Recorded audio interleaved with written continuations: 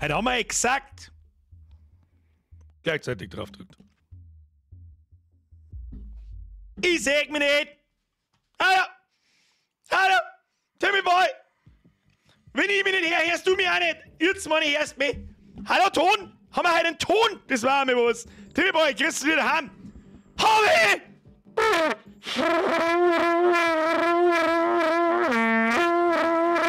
Hab ich geübt. Haha! Ich bin's, Birger, Micker, 20 Uhr. Kackspielezeit. So schaut's aus. So, ist irgendjemand da? Glaub schon. Kriegst du mal einen Haufen, damit nichts passiert. Habe die Ehre an! Den Herrn Webi an den Herrn Weder, an den Forest Squad, an den Klink, an den Sascha, an den Platzgitter, an den Max, an den Proxy, an den Moonfire, an den Andi, an den Dusl, an den Robert Nier, an den Bax, an den Rainer Umfug, an den Forest Squad, an den Hannibal, an den 66 KW, an den DJ Bluter, an den Kratzer, an den Löffler, an den Haustig, an den Kuiper, an den Sprenger, an den Rebe, an den Grüßer, an den Heiden, an den Extrem, an den Robert Nier. Jetzt muss ich abscrollen, weil sonst kann ich nichts mehr lesen. Und an, wer ist das schon wieder? Der Lieb! Mit 70 Verschiss... Alter. Jetzt muss ich nachrechnen. Muss ich nachrechnen, kann ich nicht gehen. Die Zahlen im 10er-Bereich überfordern mich. Achtung, 70 geteilt durch 12. Du bist fast 6. Wir streamen doch noch gar nicht so lang. Aber gibt es diese scheiß Mitgliedschaften schon seit über 6 Jahren? Das sind 5,833 Periode Monat. Herr Lipp, da weiß ich nicht, was ich sagen soll. Das war, glaube ich, der größte, das war, glaube ich, die längste Mitgliedschaft seit langer, langer Zeit. Ich weiß nur ganz furchtbar wenig, die, glaube ich, 1 oder 2 Monate länger dabei sind. Gibt es, glaube ich, 2. Der eine ist der Chris, der andere ist Dani, glaube ich, heißt da oder heißt sie, das weiß ich nicht. Und ich glaube, die habe ich schon seit Dekaden, glaube ich, nicht mehr da herin gelesen. Ich glaube, die hat einfach vergessen, dass sie eine Mitgliedschaft bei mir hat. Ich bin mir nicht hundertprozentig sicher. Er lebt mehr zu dir. Tobo! Servus Meister, spontane Frage, hat es eigentlich einen Raiden zerrissen? Der kommt mir das nur so vor, als ob der schon lange nicht mehr da war. Ach, und der Dampfler stinkt. Der Dampfler stinkt, das kann ich bestätigen. Der Raiden ist, glaube ich, in einem Discord oft einmal. Aber ich weiß schon, wenn du meinst, das stimmt, jetzt was du so sagst, das ist ein guter Punkt. Timmy Boy, weißt du, was wir schon lange nicht mehr hatten? Halt dein Maul! Jetzt Schnutschi, die hat sie wieder nicht angezeigt, da hab ich einen Ton gehört. Das muss gelungen. Halt wieder, dann halte mich! Bin halt aus dem Spital gekommen. Dann sag ich, gut, dann noch gute Besserung. Sagt man das dann noch? Weiß ich nicht. Kuss auf die Nuss. Herr Löffler, liegt hinten neu mit 60. Kann man sich auch sehen lassen damit. Sag wieder, was ist. Da bin ich mit 60 Mal ja fast Ping. Ich glaub, da ist Ping liegt der falsche Begriff. Hoffentlich gibt's halt ein Hentai Tentacle Game. Hentai UWU. Herr Dragoncry, das hätten wir wieder gern. Ja, das hätten wir wieder gern. Daher Mach mit 6 auf Uhr. Jetzt aber. Kriminalfeier. Mich hatten wir schon lange nicht mehr. Herr Mach, das stimmt! Ich hab deinen Kommentar gelesen, da warst du wieder. Irgendwo am Arsch der Welt umeinander gucken. Fix, Mari. Mir ist wieder ein Restart. Blödsinn! Habe ich die Detonation sowieso schon wieder hier, da wieder überhaupt nicht. Weiß ich, was ist da? Nee, immer kaputt. Warum immer kaputt? Das geht wieder. Das vom Löwen geht nicht. Habe ich Birger, lasse die Kackspiele beginnen und hab gerade noch an meiner Deutschland-Map für TF2 rumbastelt. Außer mir! Ja, da kannst du nur nebenbei weiter basteln. Und der Alexa wird auch nicht angezeigt mit 33G. Ich drück dir die Daumen, dass du wieder so viel Glück hast. Die drücke nicht mir, die drücke ich euch. Mit mir hörst du schon. Nein! Achso, nein, das war der Timmy gar nicht. Das war ein paar andere. Jetzt geht ich mir gar nicht, es sind einfach 6 Zeilen gleichzeitig einer gekommen. Spendenaufruf sofort. Nein! Da geil! Schluss! Das ist ein guter. Bratz, ich hab dich schon gesehen vorher. Tu dich nicht an. Merci doppelt, merci. Schluss jetzt mit der 10er-Schmeißerei. Schmipper am Honey. So gut hat's geheißen. Nein! Birger. Wie keine Ankündigung im Discord? Das ist ein guter Punkt. Warte mal, hab ich die vergessen. Oh, die habe ich tatsächlich vergessen. Gut. Wer hat das wieder gespannt? War das der Nick? Habe ich das gerade richtig gesehen? Warte mal. Muss ich noch mal zurück. Wo steht das? Nein, das war der Karl. Der Karl! Oh, unser Warhammer-Programmer. Mann, Timmy! Du nervst! Wenn ich das einmal so sagen darf. Timmy Boy, merci dir. Schluss jetzt mit der Scheiße. So, Kinder! Was wir mir jetzt als erstes mal brauchen? Ich habe am Montag einen Namen vergessen, danach ist mir wieder eingefallen. Erstmal Press F für einen Storner. Und ich bin gespannt, ob ich getrollt wird oder nicht. Der hat mir letzte Woche auf Instagram schon geschrieben, das habe ich aber noch nicht gesehen, das hat mir dann ein Mod ausgerichtet. Ich schaue mir den Instagram nachher nicht an. Ich sage, da steht immer derselbe Scheiß drin. Birger, hast du schon gesehen? Ich weiß, wie. Und hat er mir geschrieben, Press F für den Storner. Der hat uns 1, 2, 3, 4, 5, 6, 7, 8 oder 9 Keys gesponsert. Und ich weiß nicht, was es ist. Jetzt ist die Frage, werde ich hier getrollt? Oder nicht? Wenn jetzt noch 9 Hentai-Games rauskommen, dann haben wir halt nächste Woche Pause.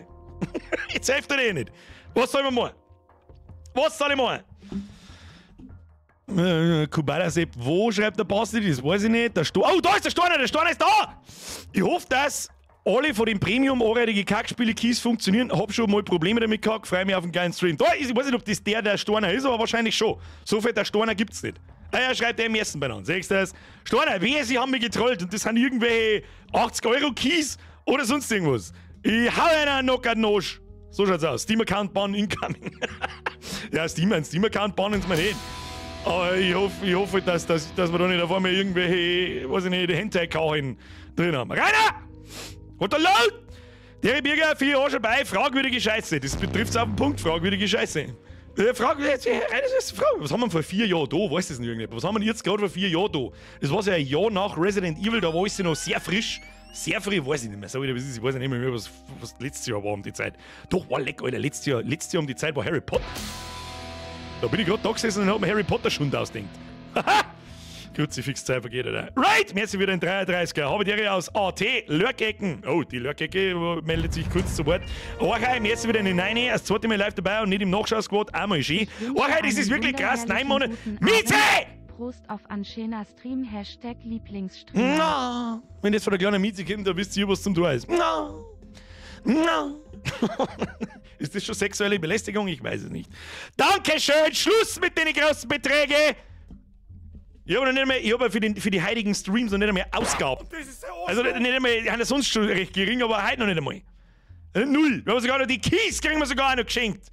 Ganz großes Dankeschön an den Storner. Ja, du so. Weißt, was ist, ne? Oh, du weißt es nicht. Herr Löffler. Sollte ja pimmelig, also pimmelig.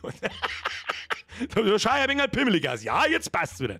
Jetzt aber auch schlechte Autokorrektur, die pimmelig nicht erkennen, anstatt pingelig.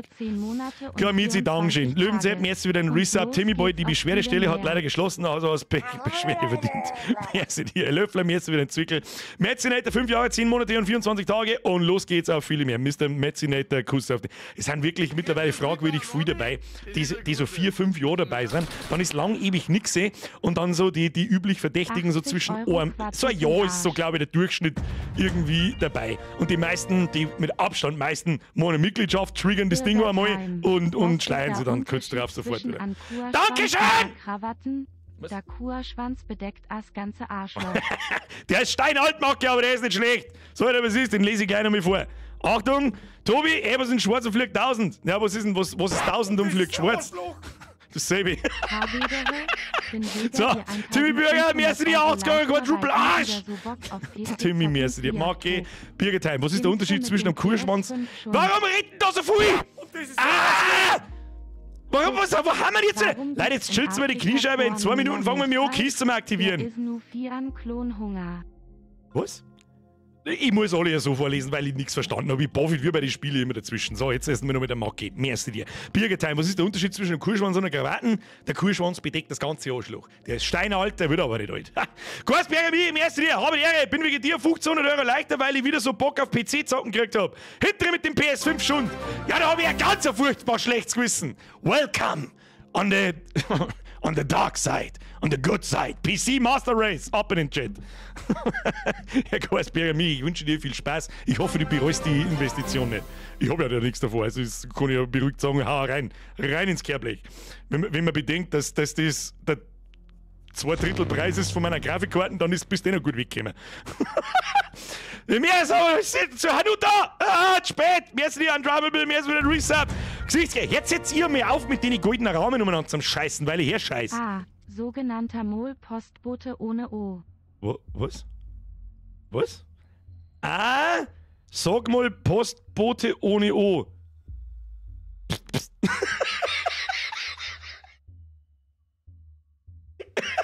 Das ist der Arschloch. Psst bitte. Psst bitte. Hashtag Psst bitte. Ab in den Chat. Rein damit. Ja, Gesichtsgrätschen made my day. Sag ich dir, was ist. Da hab ich kurz mal. Hab mein Hirn so. Jetzt Rotzke!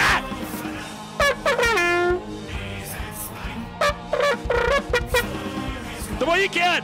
Merci für die Mitgliedschaft. Welcome to the Squad. Ein neues Mitglied. Ab in den Chat habe ich dir Mr. 20er.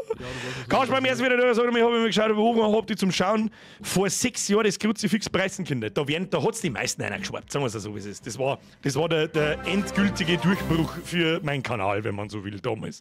Dass das 5 Jahre später, 6 Jahre später immer noch funktioniert. Ja. Was soll ich sagen, Alter? Keine Ahnung. Haben wir jetzt fertig? Was ist mit dieser Szene nach Schluss? Jetzt der Wulfrig ist der Letzte. Also, der Droh kommt. Aber nein, er schwimmt die Letzten mit dem Schwimmflügel neu. Achtung, der ist Base. Das heißt, der ist Base. Zuhören. Vorsicht, der ist böse lachender Smiley, kommt ein Kind zu seiner Mutter und sagt: Mama, ich hab eine 6 in Mathe und bleibe sitzen. Darauf die Mutter: Macht nix. Hast du Krebs? Dann verzeiht der Witz nicht fertig! Macht nix, hast du Krebs? Der ist erst in meiner Welt zumindest steinalt, aber der wird auch nicht alt. Wulfrig, merci dir, Löwenzeit. Bei mir war es How to Weißbier. Das ist wirklich, das hat noch gar keiner gesehen. Das hat 100 Aufrufe gehabt vor How to Leberkäse. Das ist lange her. Chewie, merci wieder ein Zwickel. Paket, merci wieder ein Resub. Aber dritt Ehre Birger, endlich wieder Kackspiele testen. Letztes Mal schon geil. Dritts Bussi auf Bahnscheim. Paket 2-1. Kuss auf die Nuss. So, Freunde der Sonne. Die Wahrheit ist nackt. Jetzt machen wir da die ganze Scheiße zu. Jetzt geht. Der Chat weiß, Briefträger. Psst, bitte. Okay. Das ist so, das wird so, okay. Postbote ohne O ist der Briefträger. Ich soll das Wort ohne O sagen. Hallo? I'm a simple man. Ich lese Anweisungen. I do Anweisungen. Der Karl dran. Der wird nicht alt. Genau wie das Kind.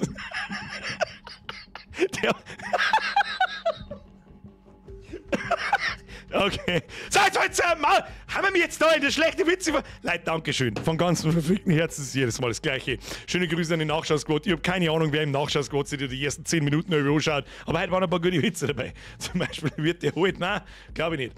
So, ich bin, mittlerweile habe ich fast 40 Stunden in Last Epoch. Was habe ich eigentlich da die letzten 5 Tage? Keine Ahnung, keinen verfickten Handstrich, irgendwas. So. Was wir mir jetzt lernen? Wir gehen mal wild drauf los. Ich nehme straight den ersten Key. Nein, ich nehm die goldene Mitte. Ich nehme den mittleren Key, vielleicht hast du vielleicht weißt du, was das für Spiele sind. Weißt du selber, was es ist. So, wir gehen mal auf ein Produkt bei Steam aktivieren. Das darf ich euch natürlich auch gerne zeigen, aber das funktioniert aber nicht, weil da 100.000 Pop-Ups aufgehen. So, pass auf, Steuerung V. Jetzt bin ich gespannt, was wieder für eine Scheiße daherkommt. 12 noch ist. Psst, PD. So schaut's aus. Bestätigen. Shiplord. Warum nicht Dragonlord? Was Shiplord haben wir gekriegt? Schauen wir mal, was Shiplord ist. Achtung! Das machen wir schon, Pass auf, Shiplord. Ein 2,20 € Spiel. Enthält 2 Spiele. What? Das kann ich euch schon sagen. Wir lesen mal vorher kurz, was für ein Schrottspiel das wir uns ausgesucht haben. Achtung, sagt man Steam. Oh, man sagt Shiplord. Warte mal. Paket. Hat ausgeglichene Bewertung. Shiplord is a space avoider mixed with interesting boss fights and breathtaking visuals. Warum glaube ich das nicht? Ja, schaut nach Schrottspiel aus. Oh nein, das kostet nicht bloß 2 €. Shiplord und Asteroid Bounty Hunter kaufen. Kostet 2,20 €. Naja, gut. It is what it is. Werden wir schon, schauen wir, was das ist. Vielleicht sollte man die Steam vorschauen, ob ich schon mache, dann ist es vielleicht etwas spannender. Also müssen wir erst runterladen. Wie viel hat das? 1,8 GB, das ist gleich vorbei. Währenddessen unterhalten wir uns, hätten wir eigentlich vorher schon machen können. Gell? Schauen wir mal, was das kann. Psst, PD. Oh, meine Internetleitung, die ist halt an. Oh, es ruckelt schon wieder wie Scheiße. Mein Gott, warum? Oder liegt das jetzt daran, dass ich gerade was runterlade? Hallo, ich ruckelt wie Scheiße. Das sollte eigentlich nichts damit zu tun haben, aber das hat sich geil erledigt. Herr Sesselmann! Mir ist wieder ein Zwickel. Fang mal an! Bin eh schon dabei. Du, ich bin schon dabei, ist gleich fertig. Dann müssen wir schauen, wie es läuft. Weil sonst müssen wir die Quali ein bisschen oben dran spielen. Was ist denn da am Mittwoch ist das oft einmal gern. Das ist die Internetleitung nicht wie. Pass auf, jetzt haben wir wieder bei 20.000, 25.000, springt ein wenig hin und her, wieder bei 13.000. Ja, totaler Scheißdreck. Ruckel die! Check, Mike 1, 2, Birger legt. Ja gut, während dem Mobile sage ich nichts, aber jetzt halt. Wie schauen wir jetzt aus? Mir sagt es da unten immer noch rot, aber wir haben eigentlich eine gute Datenrate. Aber die Frames schauen nicht gut aus. Ach, das nervt mich zu Tode, Alter. Eine behinderte Scheiße, da drehen wir jetzt gleich mal ober auf 18, drücken wir auf Übernehmen. So, die Qualität des Bildes kann jetzt ein bisschen leiden, aber eventuell wird's flüssiger. Schauen wir mal. weiß ich nicht. Ja, wo FPS? FPS weg. So, wir starten das Spiel. Schauen wir, was es kann. So, warte mal, wir so mal. Das ist auf alle Fälle schon wieder Feierrot. Muss mal Game Capture einstellen, Shiplord. Muss ein gutes Spiel sein. Muss ein gutes Spiel sein. Achtung, wie Sie sehen, sehen Sie nichts. Da, Shiplord. Flüssig ist anders. Es hat auf alle Fälle schon mal ein bisschen. Ah! Laut! Settings! Ah! Geil mit oben. Ja? Wenigstens stimmt die Balkenfarbe. Da haben wir schon. Brauchen wir 120 FPS bei Kackspiele. Nein, es geht auch darum, es ruckelt dann generell der ganze Stream und das ist natürlich nichts. Aber jetzt soll es ein bisschen besser sein. Stream-Birgerin wie Weltmeisterin, wahrscheinlich auch, ja. Ich weiß nicht, was da am Micker ist. Das sind so wie alle im Internet. Mittwoch sind alle im Internet. So, jetzt habe ich runtergedreht, Back, Escape. So, die Maussteuerung ist schon mal das allerletzte, das wird richtig gut. Instructions, ich brauche keine Instructions. Start the game. New game, continue game. Ich habe noch nicht gespielt, ich werde mir nicht continuen kommen. Start the game. So, was muss ich tun? 4 Sekunden, nachdem ich gesagt habe, ich brauche keins. Ja, wir sollen das lesen. Here is 2420. The universe is at war. And the only known energy source in the universe is the quasar. A quasar? Using quasar is the only way to keep other planets It's beautiful. alive. It does this by keeping a planet's atmosphere stable. Das hat seine Freundin vorgelesen, so wie das ist. Das hat die Freundin vom Entwickler vorgelesen. Sesselmann, merci für den Entwickler übrigens. Ja, leg mir am Arsch, meinst du, sind wir jetzt da der XOR her, oder was? Oh Gott, was ist denn das? Level 0, Level 1. Was heißt das da? Was muss ich da tun? To unlock this level, you need to finish level 1 with wood, metal... ich hab Holzleitung. Eine Holzmedaille habe ich nicht, aber Holzleitung habe ich. Mittlerweile soll es wieder einigermaßen gehen. Ich glaube, wir verlieren keine Frames mehr. Schaut gut aus. Tippitoppi, was ist das da? So unlock this level. Wood Metal war besser. Wie schlecht muss man sein für Wood-Ding? Ja, okay, schauen wir mal. Captain, we received a message from the home planet. Captain! Captain. Oh, Captain, mein the coordinates Captain! were true after all. There's a vast field of quasar ahead. Was muss ich tun? Please do your best. Scheiß aufs Intro! Oh Gott im Himmel, was ist denn das? Wir schießen! Wo schießen denn? Muss ich aber nur, was ist, wenn ich reinfliege? Muss ich das sammeln? Oder macht das Schaden oder muss ich sammeln? Oder das ist halt einfach mein Maus. Was ist das denn? Ich muss jetzt auch schießen. Stopp. Resume. Ach, verdammt. Muss ich jetzt da einfach durchfliegen so? Oder was ist denn der Plan? Oder möchtest du mich verarschen oder was? Nein. Ach, ich muss die Dinger sammeln. Ich sammle jetzt einfach, die sammelt man jetzt einfach mal. Sonst darf da kein Timer ablaufen. Okay, was? Okay. Ja! Also Wood Metal muss drin sein. Time remaining, 80 Sekunden lang müssen wir das müssen wir also 80 Sekunden lang. Irgendwann wir schießen wir. Und wo sind eigentlich diese astounding Graphics? Oh! Oh! Das war knapp. Knappe Kisten, Düsensepp. Dafür schaut unser Raumschiff aber super fancy aus für das, dass wir bloß so Kacke sammeln. Warte mal. Ah! Ja, absolutes Pro-Gaming! Ich bin der Düsenbert. Das nehmen wir mit, nein, das nehmen wir nicht mit. Ah, machen wir jetzt langsam. Ist echt gekäm! Sag mir bitte nicht, dass das alles ist! Leg mir am Arsch! Leg mir am Arsch, bitte nicht! Bitte nicht, ich mag schießen auch! Lass mich halt, darf ich schießen auch? Darf ich bitte auch schießen? Nee, darf ich nicht, okay. Ich möchte die Asteroiden gern schießen, aber vielleicht einen Funken und echt. Der geile Ton. Oh, ich glaube, hier oben haben wir schon Bronze-Metal. Oder was? Bronze-Metal, Leute. Es ist. Ach komm. Und ich möchte dazu sagen, ursprünglich kostet es 10 Standalone, das Spiel 10 Euro auf Steam. Ich sag das ist das zweite Level, schauen wir uns noch an. Ansonsten müsst ihr es bleiben lassen, wenn ich da bloß diese komischen lila Scheißhauskugeln da einsammle. Das ist ein Wahnsinn. Schlechter wie der Aim-Trainer letztes Jahr. Da hat ja jeder von mir um den Asteroiden I don't remember the last time I was in such a bouncy ride. I best check my circuits. Was? Quasar! Okay, resume, restart, continue. Try to collect as much Quasar. Echt jetzt? You have 3 available upgrade points. Click here to spend... Oh, jetzt können wir schießen, oder was? Current value or S. Wie viel S haben wir? Was ist S? Total 3, available 3.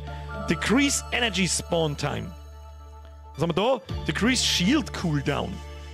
Increase shield duration time, increase slow time duration, decrease slow... Ach Gott, um Himmel, Leute. Decrease energy collection cooldown time. Ja, Upgrade! Ah! Und dann kann ich das von 1 Sekunde auf 0,999... Okay, das ist natürlich... Da kannst du reingrinden, Alter.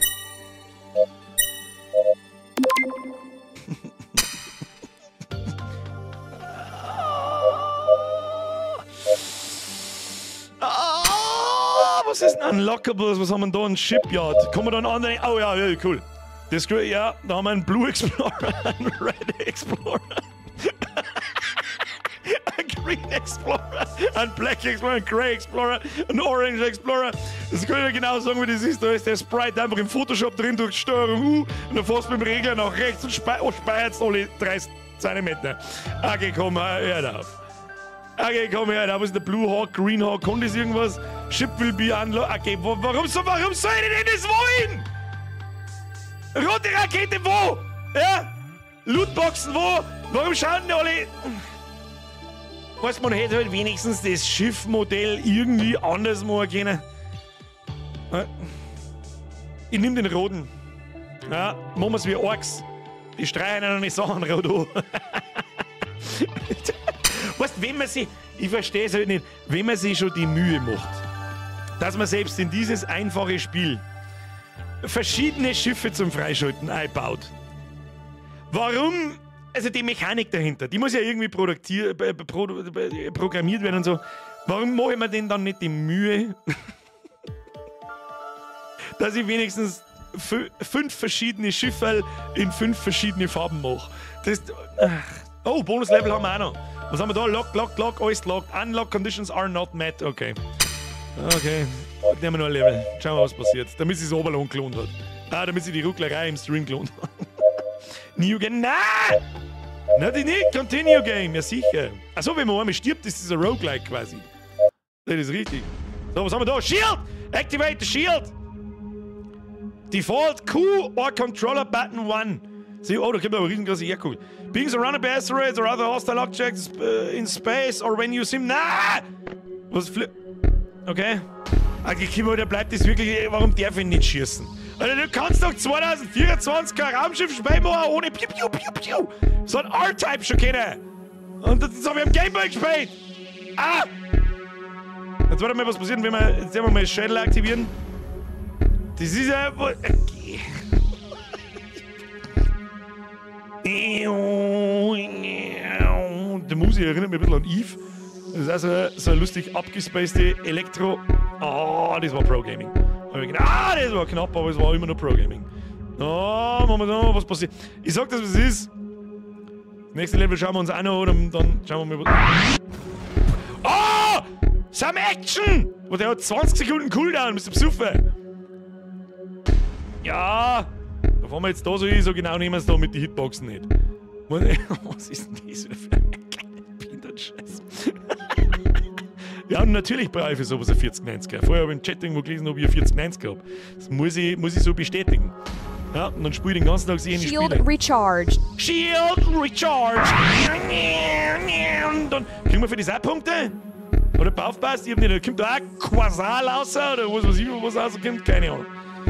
Da, jetzt passen wir auf, jetzt fahren wir Düsen. Ich bin der Düsen jetzt. Ich bin der Düsen jetzt. Ja, das ist ein gutes Spiel. Da kann man schon mal einen 10er investieren. Der ist immer noch besser, da muss ich nach wie vor sagen, der ist immer noch besser investiert wie in Sky Shield Bounce. recharged. Shield recharged. Shield recharged. Hey Freundin, ja was, ich mag nicht, lass mich in Ruhe. Ja, kannst du da mal schnell die Sätze da ins Mikrofon einblödeln? Ja. Shield recharged. Wir können uns leider keinen professionellen Sprecher nicht leisten, was ja generell nicht schlimm ist. Aber ein bisschen Motivation. That was a small ride for you guys. Was? Small lightning, guys. For Earth.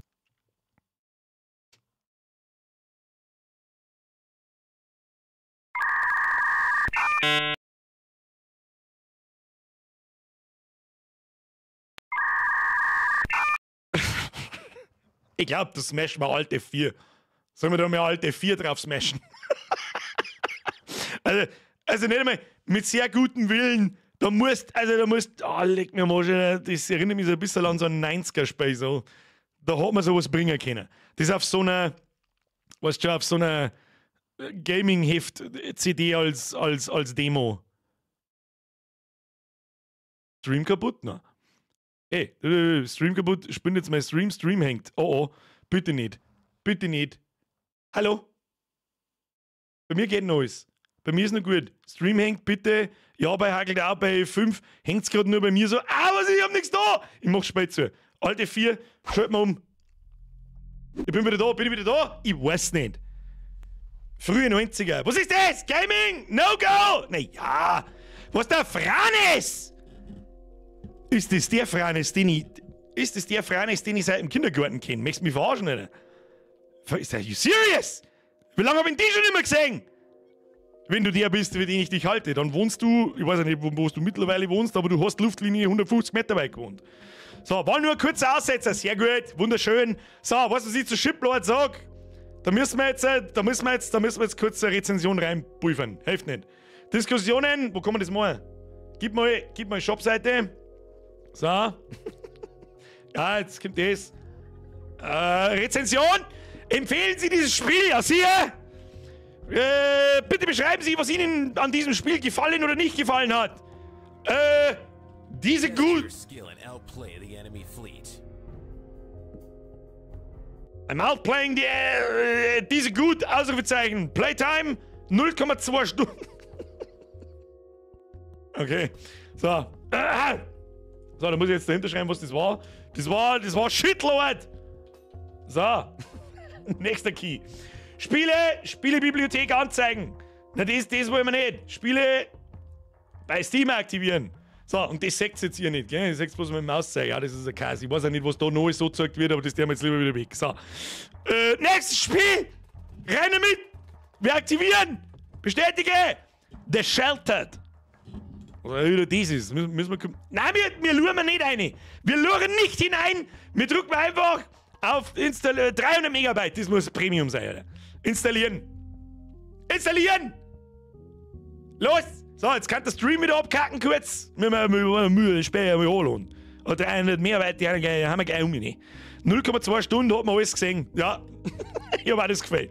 Der Shelter. Bist das du am Flur? Ja. Der Sheltered. Da, Achtung, Download abgeschlossen. Wir starten das Spiel. Oh, was ist das wieder? Oh Gott. Jetzt warte mal. Bei Benjamin Fimli Gletti. Keine Ahnung. Jetzt warte mal, wir schalten mal um. Wieso geht der? Ist auch schon wieder so laut. Warte mal. Aber guter Soundtrack. Jetzt bin ich gespannt, ob ihr da was seht. Ich hab nämlich vor mir da so ein kleines Fenster. Was ist denn das? Oder Arrow Keys to Move?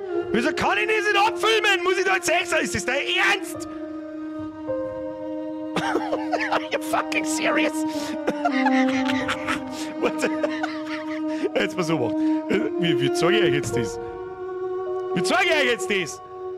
Warte, die Keys machen wir zu, damit wir da nichts falsch sagen. Ich muss jetzt so machen. Und was ist da? Wolfig!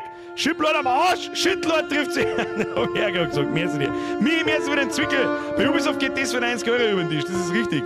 Jetzt warte mal, wie tue ich das jetzt? Record? Machen wir Record. Anders kann ich es eigentlich nicht sagen. Oder warte, vielleicht weiß ich was. Es ist so laut. Ich muss einfach lauter sein. Hallo? Da haben wir was. Da! Rumgelogen, genauso sexy, ja, was soll ich machen? Was soll ich machen? Moment, leise. Achtung, warte mal, Soundmixer, Lautstärke Mixer, Lautstärke Wichser. Wird jetzt das bei euch auch leiser? Warum ist das allerweil so laut? Ja, ich weiß es nicht. So, seht ihr das? Und jetzt kann ich da so umeinander gehen, warte mal. Nein, Arrow Keys. Da kann ich... Okay, komm, halt noch dein Maul. Warte, ich zieh's euch einmal größer, vielleicht wird's dann gut. Nein, nicht so ganz. Warte mal, jetzt nehmen wir da oben. So, jetzt halt. Warte, und vor allem, es ist ja der Vierecker in PAL-Auflösung, das ist das Allerbeste dran. Und jetzt machen wir einfach so. Ja, jetzt schauen wir, bevor wir es verurteilen, schauen wir es uns erst einmal an. Vielleicht ist das absolute Brutalo-Game. Steve, mehr für den Resub. Kuss auf die Nuss. Wenn du am Fernseher gruselige Fratzen siehst, dann schalt. Was, dann schalten ein? Ja, sicher. Ich hab ihn schon verstanden, den Witz. Der ist alt. Und Wenn du arbeitest, lang Kochplatten noch nicht hältst, dann kannst du einmal blättern bist. So, jetzt was mir beobachten. Da. So, okay. Jetzt gehen wir da mal hin, kommen wir da was da oder so. Ah, begin a new game. No. How about no? Was kommt jetzt? Save Load Game. No. Kann man da rausgehen? Okay, man kann nicht gegen den Wind laufen, offensichtlich. Ja gut, dann machen wir mal ein New Game. Mann, ich sehe heute nichts, ich kann es fast nicht lesen. Begin a New Game. Yes, okay, das ist also Pfeiltasten, Leerzeichen, Spui. Ja, das wird gut. I speak these words today not as a politician, but as an honest man, not to justify our actions, but to own up to them and deeply, sincerely apologize. The virus spread faster than we ever could have imagined, and the evolution of that virus, what it did, what it spawned, was even far. Oh, wir haben ein Zombie-Spiel vor uns, offensichtlich. But I stand here today ready to declare our final victory. We have won. Ja, wir müssen sie jetzt daher zum Lesen, Alter! Right now, most of our cities and towns have been safely quarantined. The infected have been neutralized, and life, for the most part, is returning to normal. Every day, the safe zones spread miles further and gaps. Ich kann's nicht gescheit lesen, es ist so verschissen winzig, dass ich keinem folge. Kann ich es wenigstens größer ziehen? Nein, kann ich auch nicht, ich kann nicht mehr voll. Ach, leck mich doch am Arsch, Alter. Kann ich, weiß ich nicht, da ist der Taschenrechner von Windows ist größer. These infected still roam and being filled in, but some of these gaps are deeper than others. I speak, of course, of those areas where the virus and its evolution were at the most extreme. The area begin referred to as Zone 6. We have waited all of the points. We know options, Entschuldigung, we know our enemies, and we have a winning strategy. Darf jetzt mal irgendwas spuien? Ah! One bomb dropped at the center point of Zone 6 would not only... Ja, Alter, wie lange geht denn das da hin? Oh, jetzt haben wir da. Miller Family Farm. Approx 1,5 Meilen vom Zentrum entfernt von Zone 6, Oktober 18. 10 Uhr vor Mittag. Ja, ein Stück, Levi. Leertaste. So, wo bin ich? So schlecht schaut das gar nicht aus. Jetzt gehen wir nicht oben. Da liegt eine Zeitung, die lesen wir. Erstmal wieder lesen. There's a handwritten note on the table. Read it, yes.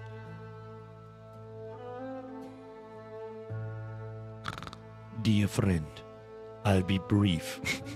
Ich bin ein Brief. It's at no times for the essence here in Zone 6. As I mentioned yesterday, my truck broke down on the road just north. And this was... Ihr müsst euch heute so schnell Englisch lesen, Alter! Dried food, spark plugs, food. Spark plugs and food. Oh, wer ist was ich gelesen habe? I'll be waiting. Meet me up the road with the spark plugs and I'll give you the food. Wo Food? Wo muss man nochmal lesen? Müssen wir nochmal lesen? Nochmal lesen, ja. Komm. Wo sind Spark plugs? Das sind Zündkerzen, by the way. I'll be... I'm desperate in need of some sparkling and gas and I'm getting in the next one. Dried food preparation.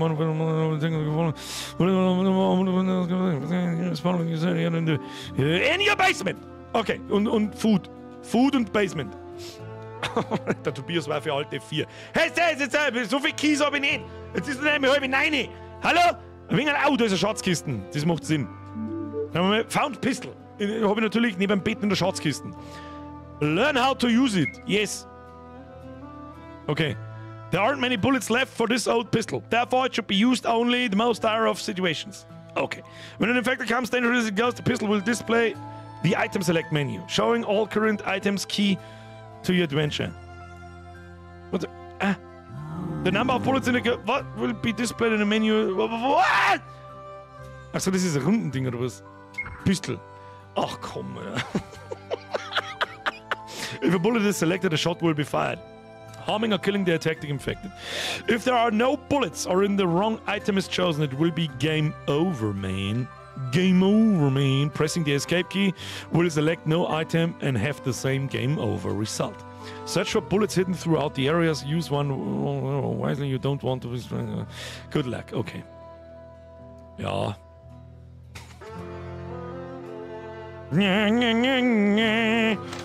Oh, jetzt gehen wir in die Animation.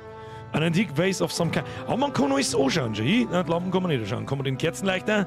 Ich muss vom Herrenhaus, wo man... This candle only looks antique, ja. Na, schau, wir müssen in den Keller oben. Oh, was ist da drin? The drawer is empty, most things, bla bla bla. Na, gehen wir erstmal in der Mitte auf.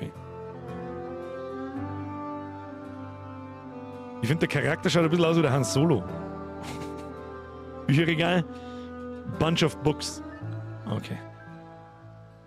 Drawer is empty. Für was hat man dann da einen Drawer? Für was ist das zweite Bett in dem Haus? Ist das sein eigenes Haus? Wir wissen es nicht. Da, oh, da ist eine Schatzkiste, ich hab's schon gesehen. Das Lied ist schon gut, das muss man lassen.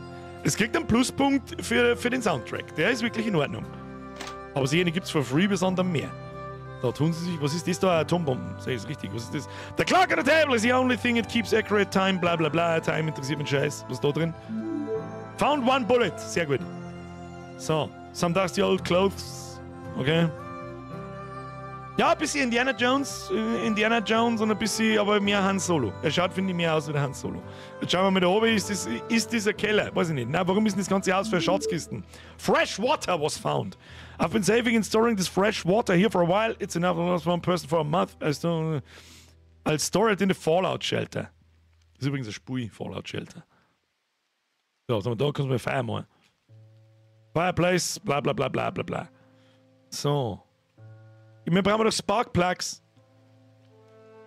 Ja, aber was haben wir noch mal erwartet für 28 Keys für 3 Euro, 3,50 oder so Kinderwagen? The baby carriage is empty. Ja, das hat mich ja gewundert. Haben wir da? Warum ist alles empty? Man sieht da jetzt alles die 25 mit durchschauen. Lohnt sich überhaupt nicht da. Looten, nichts mit Looten und Bluten. Schaut aus wie ein bisschen besser in die Pokémon Edition. Ja, das können sie ja noch ohne. Jetzt ist die Frage, ob diese Encounter mit Zombies auch so sind wie bei Pokémon, dass das hohe oh, da ist das Basement. Und da muss ich jetzt jedes einzelne Item suchen nach die Sparkplugs. Was ist der Ernst, oder was? Florian! Ist dieses neue Entschuldigung, ist dieses neue FIFA? Flo, merci dir. Brandfett, Zölibat! In den Augen aufmachen, dann kannst du es auch lesen. Hex, Hex. Ich verstehe die Frage nicht. What do we have here? Sparkplugs? Oh, you know things they got for... Ich weiß was. Alter, das war 4000 km/h, Kari! Was war denn jetzt? Ja, hat's die jetzt gestohlen oder ja, jetzt haben wir nicht aufgepasst? Empty. Hat uns jetzt die Sparkplugs gestohlen und ist der Vogelaufer mit 4000 km/h. Ja, scheiße. Rechts geht's auch noch in den Keller oben. Da schauen wir schon noch oben. Was ist das da? An Old Metal Contraption. Was ist eine Contraption? Weiß ich nicht, was eine Contraption ist. Ja, also auf alle Fälle, das ist FIFA 25. Darum darf es nicht mehr so heißen. Der Nick schon wieder, steht schon wieder was ins Beutel. Da steht überhaupt nichts ins Beutel! Das ist gelungen! Da lügst du mich an. So, der Freiweg, wie es ist, da lügst du mich an. Jetzt gehen wir mal raus. Achtung, ein Wild Zombie appeared. Ja, wenn die auch so schnell sind, dann haben wir eh gefickt. Jetzt gehen wir mal raus. Ja, duscht's. Ah! Das schaut doch noch einem guten Basement aus. Oder ist das unser Fallout-Shelter? Haben wir es jetzt schon durchgespielt? Gehen wir da mal rein.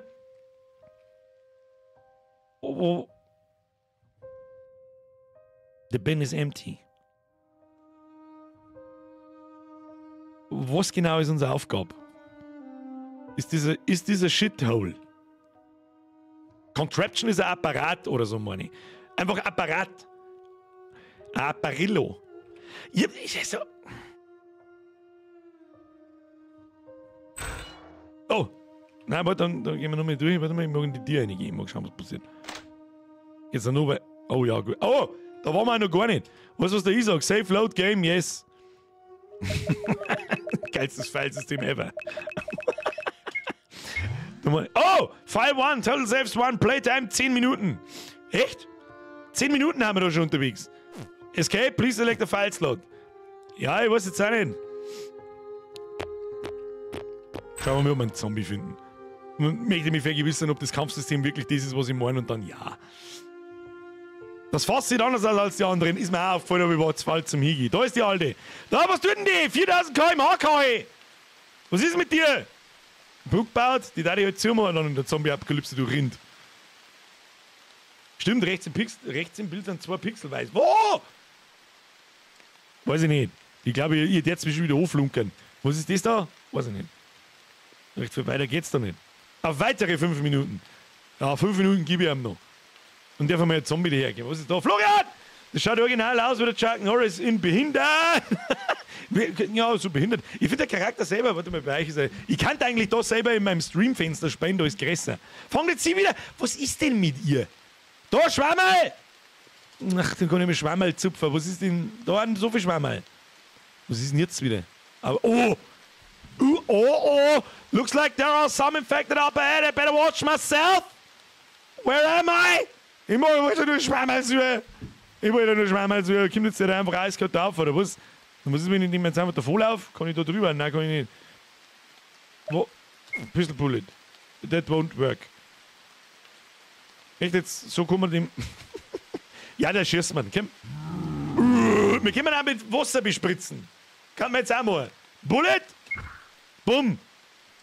Ist er tot? Kann ich wenigstens looten oder irgend sowas? It's dead. Wow!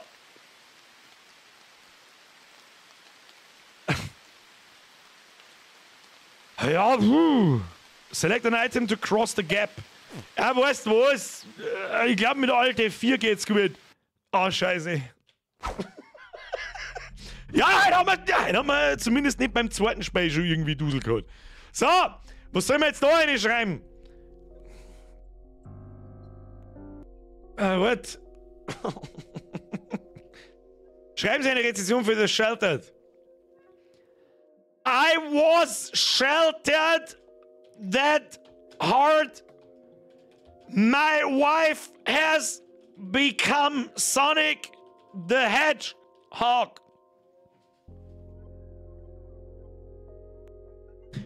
Ja. Okay. Tschüss. Was zur Hölle? Okay. So. The Sheltered. Nehmen wir den nächsten. Herr Storner, Sie haben nicht so viel Glück gehabt. Der Soundtrack ist gut. So. Haben nur die wenigsten verstanden, was ich mit Sonic the Hedgehog meine, glaube ich. Wo haben wir? Spiele aktivieren. Nächster Key. Steuerung C, Steuerung V. Ist schon ein anderer. Ja. Bestätigen. Attack of Insects. Ah, das ist jetzt ja wieder ganz groß so. Attack of Insects. Florian! Echt ein gutes Spiel, wenn ich im Kaufpreis eine Lupe dabei war. Die bringt da der kleine Chinesenbruder und legt es da vor die Haustür hin. Merci dir. Schluss jetzt mit der Donaterei. So, was haben wir? Was war die Stadtseite? Attack of Insects. Halt, stopp. Zuerst müssen wir noch schauen, was der Shelter kostet nochmal. Ist von 9 Euro runtergesetzt auf 90 Cent. Hat da wirklich irgendjemand Geld damit verdient? Das ist eine fragwürdige Scheiße. So, Attack of Insects hat 500 Megabyte. Ja, das muss auch grandios sein. Los, installieren. Freilich kennt man Sonic. War das gerade Birgers DayZ-Server? So ungefähr. Grob. Attack of Insects, da die wieder gut finden. Wie viele Kackspiele meinst du sind noch dran? Weiß ich nicht, wenn es so weitergeht, dann alle. Wir haben noch, jetzt haben wir, das ist der dritte Key, wir haben dann noch 1, 2, 6 haben wir dann noch. Und dann müssen wir uns irgendwas einfallen lassen. Also 10 Minuten müssen wir schon in jedem Spiel widmen, egal wie beschissen das ist. Weil der Shelter, da ist wieder gar nichts gegangen. So, Attack of Insects. Was muss ich denn jetzt wieder? Was? Verifizierter Herausgeber Valve Corp. Was muss ich denn da jetzt wieder installieren? Oh mein Gott, was ist. Oh, das schaut gut aus. Das schaut gut aus. Das hat a lot of potential, jetzt pass auf. Der Sheltered. Nein, nicht Fensteraufnahme. Geh weg mit dem. Machen wir so. Der Sheltered. Nein, das ist das falsche Fenster. Graphics Quality Fantastic. Select Monitor. Display 2. Was ist denn Display 1 und 2? Da kann man nicht einmal volle Auflösung machen. Das ist aber nicht gut. Display 1, right. Kann man da. Ah ja, volle Auflösung. Sehr schön. Play. Oh, haben wir schon da. Pass auf, Attack of Insects. Schaut grandios aus. Und dann müssen wir nochmal schauen.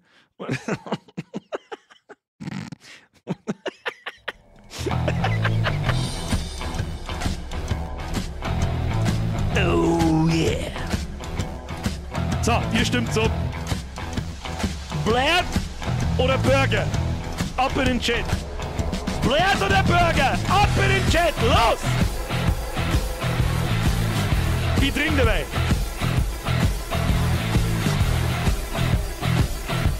Das erste, was ich lesen immer. Blair oder Birger? America war das erste, was ich gelesen habe. Da müssen wir America nehmen. Abilities. Shop, der ist wichtig. Für $5.000 krieg ich. Schau dir die Waffen an.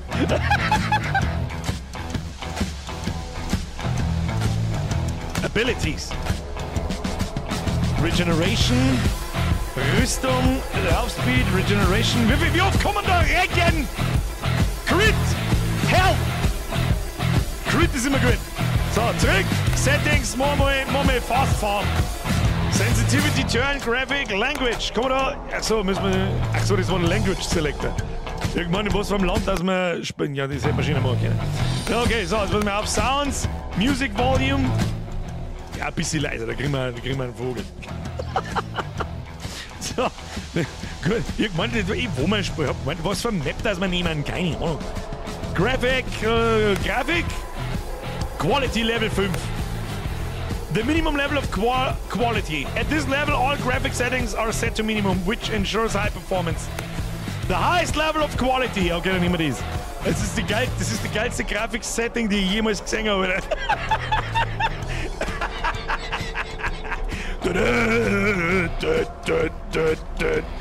So, okay. Was müssen wir da? Language, Sounds, Other. Was ist Other? Sensitivity, Turn. Das ist 95 aus. Clear, Safe. Close. Normal Game, Madness. Ja, immer mit Normal Game. Was haben wir da? The Desert of Death. Ant Hill. Mehr haben wir nicht. Okay, es gibt 2 Maps und die kosten $100.000. Wo werden wir da noch gerade Geld geben? Did you learn everything? Freilich! Alles gekauft! Freilich! Mann, woaleck, oder?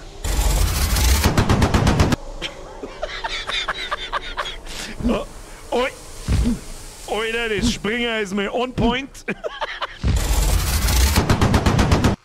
Und für was, dass ich ein Zielrohr hab, das weiß ich nicht, aber das werden wir schon herausfinden.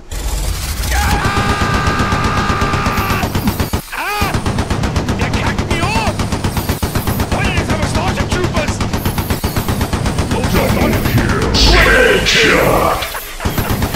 Und der Starship Troopers, was weiß davon?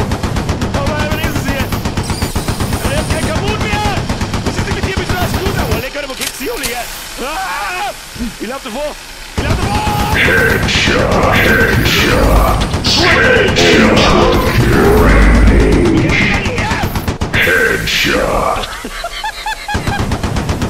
Was ist mit denen, die einfach so umkippt?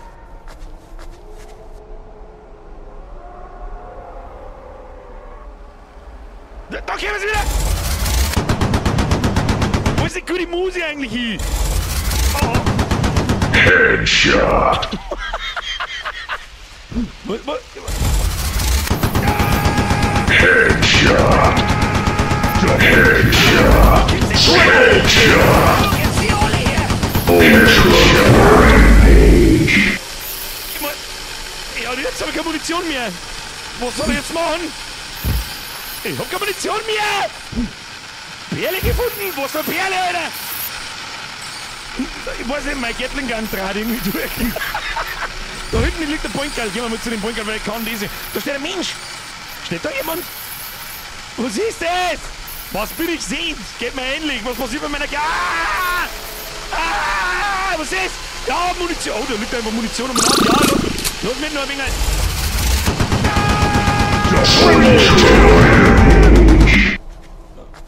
Okay. Bitch. So, was ist mit dir da? Wer bist du? Hey! Hey, Sie! Hallo! Deine Meere! Was kennt ihr? Kennt ihr was? Was tut ihr so?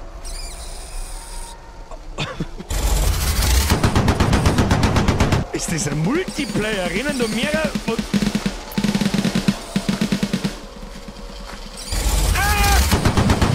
Headshot!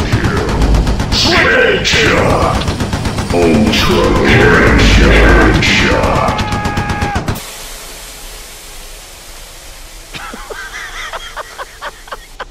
Ja, best Game ever. Wie lange müssen wir das machen oder was ist der Plan? Ich bin leicht verwirrt. Oh, da liegt der Bomben! Schaut mal die geilen Animationen von dem Vieh. So. Und umbringen können sie mir offensichtlich auch nicht. Headshot! Triple Kill! Ich hab keine Munition! Ich hab schon wieder keine Munition. Was ist denn? Ist das Munition? Hab ich Granaten oder so? Du mir auch noch eine Waffe oder so. Ja, eine Waffe jetzt! Komm! Was ist das? Macht was.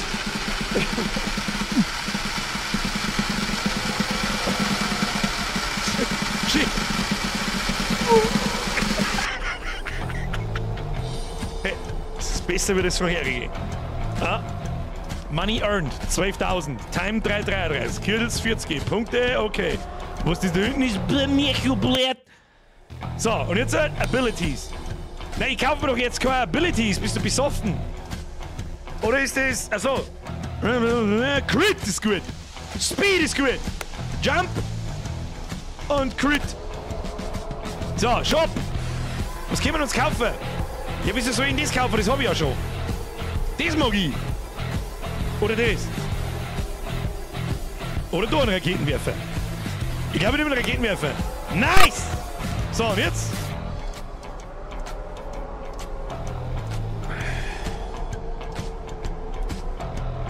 Muss ich das irgendwie auswählen oder so? Machen wir mal Madness. Madness, did you learn? Ja, alles, boah, freilich, gib ihm. So, wir kommen... So. Wir haben wie viel Schuss? 5 Raketenwerfer haben wir. Müssen wir gleich mal in Richtung Munition laufen, das habe ich schon gesehen. So, jetzt kommt absolutes Pro-Gaming. Headshot. Ah, wir sind jetzt schon wieder!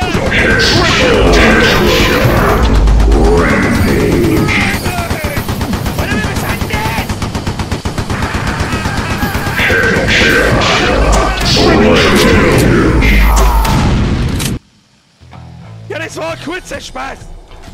Da müssen wir nochmal eine pimmeln. Noch mehr Game, gib ihm, ja, ja. Wieso muss ich denn so riesengroß auf Ja drücken? Woaleck, was ist das? Okay, vielleicht können wir uns da drin einbunkern und dann kann uns keiner was tun. Können wir mittlerweile schon besser springen? Ja, massiv viel besser springen. Was ist denn eigentlich, wenn wir da reingehen? Au! Okay, was ist, wenn ich da aufgehe? Headshot. Ja, das ist ein gutes Spiel, das kann man schon mit spielen. Headshot. Headshot. Headshot. Headshot. Headshot.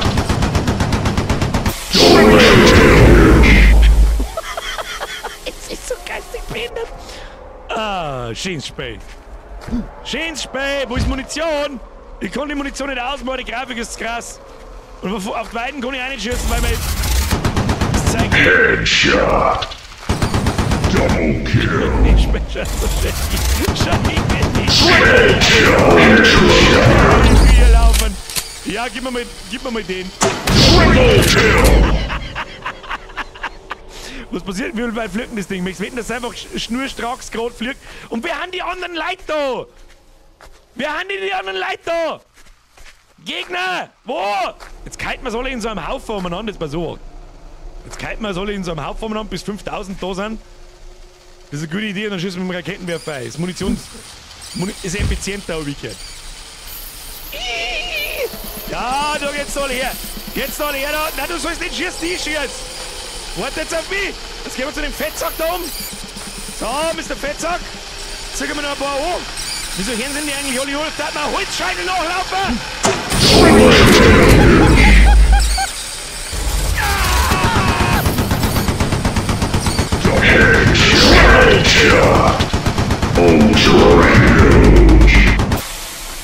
Da, schießen wir noch einen neuen, du Arschloch. Oh, leck, der Raketenwerfer, der ist wie ein Scharfschützengewehr. Was, das ist jetzt langsam? Der absolute, oh, jetzt kommen wir aber viel. Oh, jetzt nehmen wir noch einen fetten Batzen nehmen wir mit. Ah, die Holzscheitel greien schon wieder die. Ah! So, das sind wirklich viel. Ich laufe in die Richtung. Schieb mich nicht! Ich laufe, ein bisschen nach rechts, wenn wir mehr Reis haben. Oh, da kommt aber viel. Wir haben einen, oh. Mal, dann laufen wir nur eine Richtung. Kriegen wir schon. Wenn unser Leben halber ist, drehen wir uns um und schirmen wir eine Rakete in den Arsch. Ich leiste meinen Beitrag. Und, wie sind wir?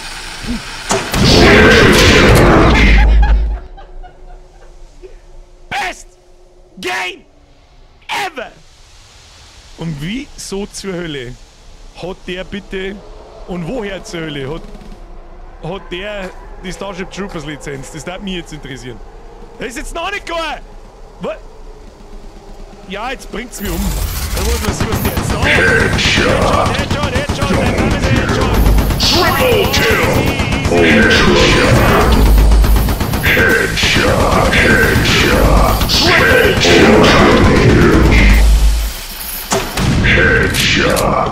Bis es über wieder verkriegt. Ja, jetzt habe ich halt wieder keine Munition mehr. Und das, meine Damen und Herren, ist übrigens Helldivers 1. Nur ein toter Bug ist ein guter Bug. Jetzt bringt's mir um! Damit ich wenigstens kriege noch ein Achievement oder irgendwas. Da! Schiebe geiles ausschaut. Komm, sie nicht ducken. Nein, komm mal her, die kann springen. Was ist doch ein Reskin der Marienkäfer, ist doch das.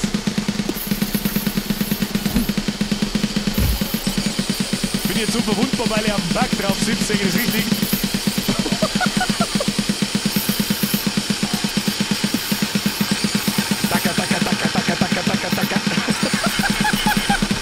So, bringt's mir um jetzt! Was ist mit euch? Ja, sag mal, bin ich aus Gusseisen? Was bist du wie? Kann ich nicht mehr sterben in dem Spiel, das ist richtig, weil jetzt so ein Level.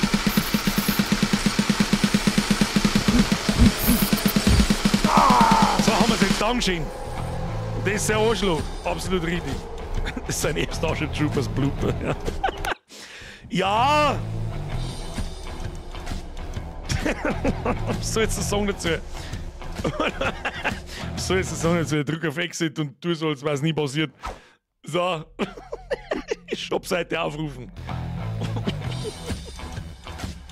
Ja, Rezension müssen wir schreiben, das hilft nicht.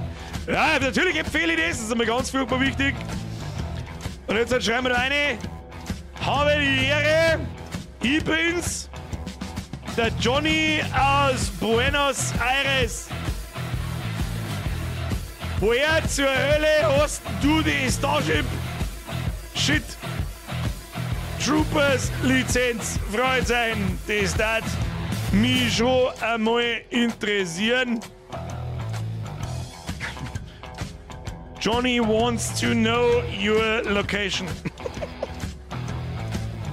Blät. Krieg 2 von 10 Tipps von mir für das atemberaubende Leveldesign. Was Schrott! Aber die Muse ist geil. Für die hätte man eigentlich nur einen Punkt geben können. Hätte man 3 Tipps hergeben können. Okay, also gut. Attack of Insects. Die anderen Waffen hätten wir noch ausprobieren können. Storner, das war ein guter Key. Das war ein guter Key, kann man lassen. So, nächster Key. Mann, ich müll meine Steam-Bibliothek mit Scheiße zu, dass alles zu spät ist. An dieser Stelle übrigens einmal, ich brauche Schmerzenslikes, okay? Like-Button smashen, dankeschön. Und das hätte man auch was gut spielen können. Zum Beispiel, fällt mir jetzt gerade nichts ein, aber irgendwas. So, nächstes Produkt aktivieren. Schlüssel, bestätigen. Asteroid Bounty Hunter. Ja, das hört sich auch schon wieder sehr vielversprechend an. Genauso wie das letzte vorher gerade. Startseite, Asteroid Bounty Hunter. Oh, das schaut ja sogar noch aus wie das letzte von vorher gerade. So, aber das hat auch 3,2 Gigabyte. Was braucht das? Sehe ich da? Warum braucht das 3,2 Gigabyte? 3,3. Gut, drück mal auf Installieren. Wir müssen ein wenig schmatzen. Das hilft uns nichts. Was ein Schund. Oh, plus 3 Tipps. Warte. Die muss ich so eingeben. Bei 59 sind wir. 1, 2, 3. Jetzt haben wir bei 62. Und für letzte Woche Mittwoch brauchen wir mindestens noch 10. Da schreibe ich mir noch pauschal 10 auf, weil da haben wir am Schluss ja aufgestorben, aber ich habe noch Mitzeit. Also machen wir 72. 1, 2, 3, 4, 5, 6, 7, 8, 9, 10. Haben wir bei 72. Bloß damit ihr euch auskennt. Den kann ich da herin leider, kann ich den da einblenden? Nein, kann ich leider nicht einblenden. Soweit habe ich nicht gedacht. Joke Brother, merci für den Zwickel. Was denn das für Krampf? Counter Doom. Ja, Doom, seine kleine behinderte Schwester, die sie im Keller versteckt haben. So, 100%, wo haben wir? Haben wir fertig oder was? Stream wo? Ja, der Stream, glaube ich, kackt aber gerne ab, wenn ich das Ding runterlade. Kann das möglich sein? Sollte ich mir vielleicht mal nicht die ganze Bandbreite da beschränken. Müsste ich gleich wieder da sein? Bin ich wieder da? Weiß ich nicht. Bist du weg, Boss? Hey, Birger, wenn wir gerade dabei beim Ballern sind, hast du schon mal ein paar Warhammer-Games gezockt? Nicht recht viel, weil ich ganz ehrlich sagen muss, die haben alle beschissen. Außer die Total War Games. Ja, Werkboss, merci dir. Steve, wenn dir die Spiele ausgehen, spielst du dann die anderen 2 Teile von Creepy Tale. Mal ganz abgesehen davon, das ist ein guter Punkt. Der zweite Teil von Creepy Tale kommt nächsten Mittwoch.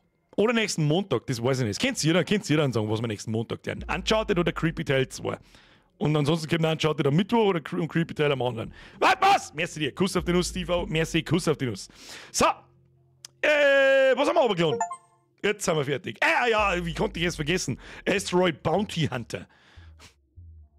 Was kostet das normal? Warte mal. Jetzt haben wir geschaut, was das normalerweise kostet. Das ist wichtig. Oh Gott. Aber man kann wenigstens schießen. Jetzt warte mal. Bloß 11 Euro. Das muss ein gutes Spiel sein. Achtung. Oh, Soundtrack ist auch am Start. Schauen wir gleich mal rein. Machen wir so. Dann müssen wir das Spiel nur umschalten. Asteroid Bounty Hunter. Jawohl. Da sind wir. Easy. Ability.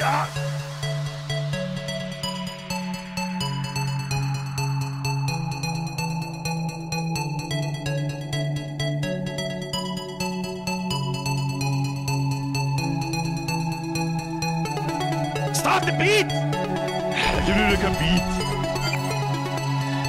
Boah, es ist schon 3/4 Uhr dran. Was ist denn mit einem? Oh, er muss eine Kroate gemacht haben. Sehr gut. Das ist doch dasselbe Spiel wie vorher. Das sind doch dieselben Asteroiden. Liegt mir doch nicht an. Start Game. Start New Game. Press Escape to skip. Oh. Ist man mit Cutscenes oder was?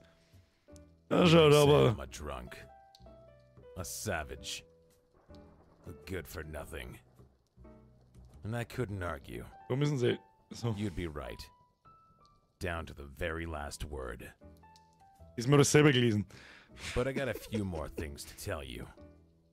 So stick around. Grab a drink. Listen up.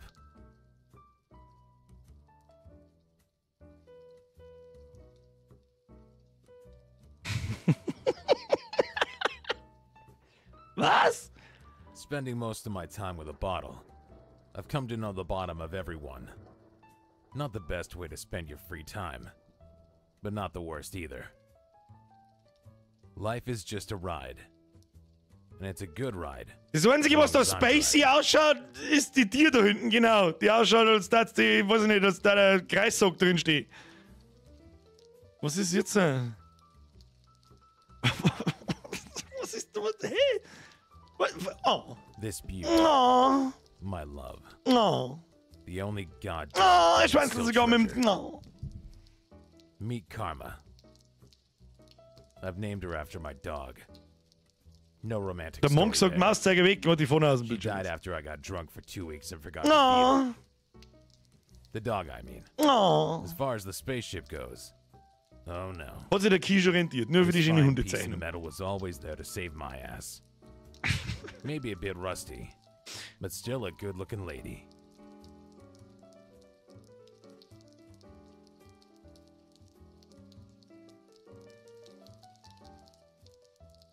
Occasionally, when I'm not at the end of the bottle, I get a phone call to blow things up. They say Das it's ist the also only thing I'm good at. das Telefon in Space. Who am I to argue? Not that I particularly care as long as I get paid and blow a few rocks along the way.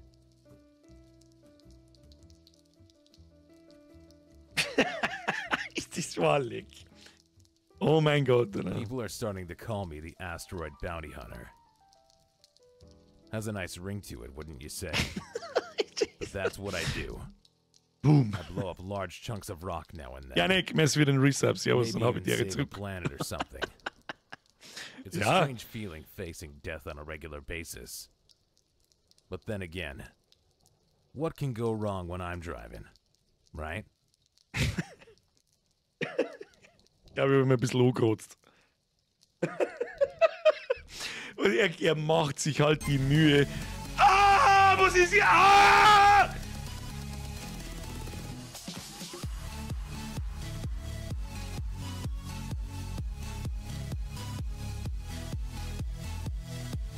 Sie sind einfach das gleiche Spiel, wie wir vorher schon gehabt haben!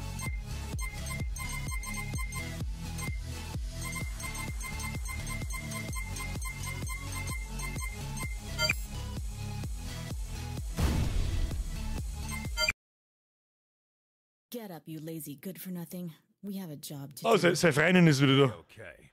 Stop being so annoying. It's morning. It's past noon. Did you consider to go Warum, was easier ist on denn? the booze? Was You've been ist? hammered Was? for weeks now.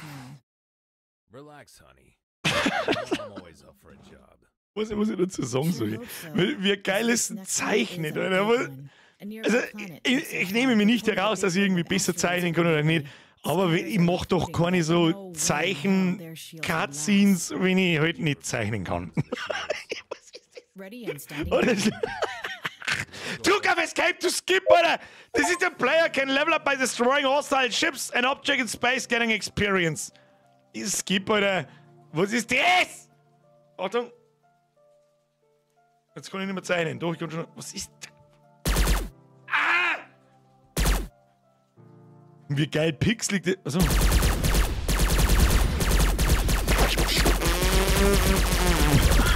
Wenigstens kann man bauen! Und jetzt muss ich einfach. Das ist doch das gleiche Spiel wie vorher! Jetzt kriegst du Achievements. Close call, they are a great job, destroy 10 asteroids. Ja, nice. Bing, bing, bing. Ich sag, komm, ey, da. Was? Da oben kann ich. Was ist das? Du kannst doch mir gar nichts! Da muss ich das Eis sammeln. Ah!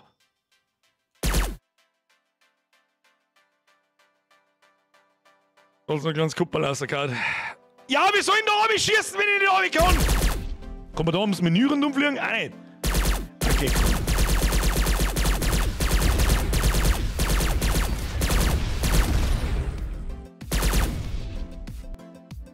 Das ist einfach das gleiche Spiel, bloß mit Schießen. Hättest halt dann wenigstens Teil 2 draufgeschrieben, jetzt mit Cutscenes. Und mit Hund. Asteroid Bounty Hunter 2. Dog. Ja, okay, geh weiter, wohl. Ja, okay.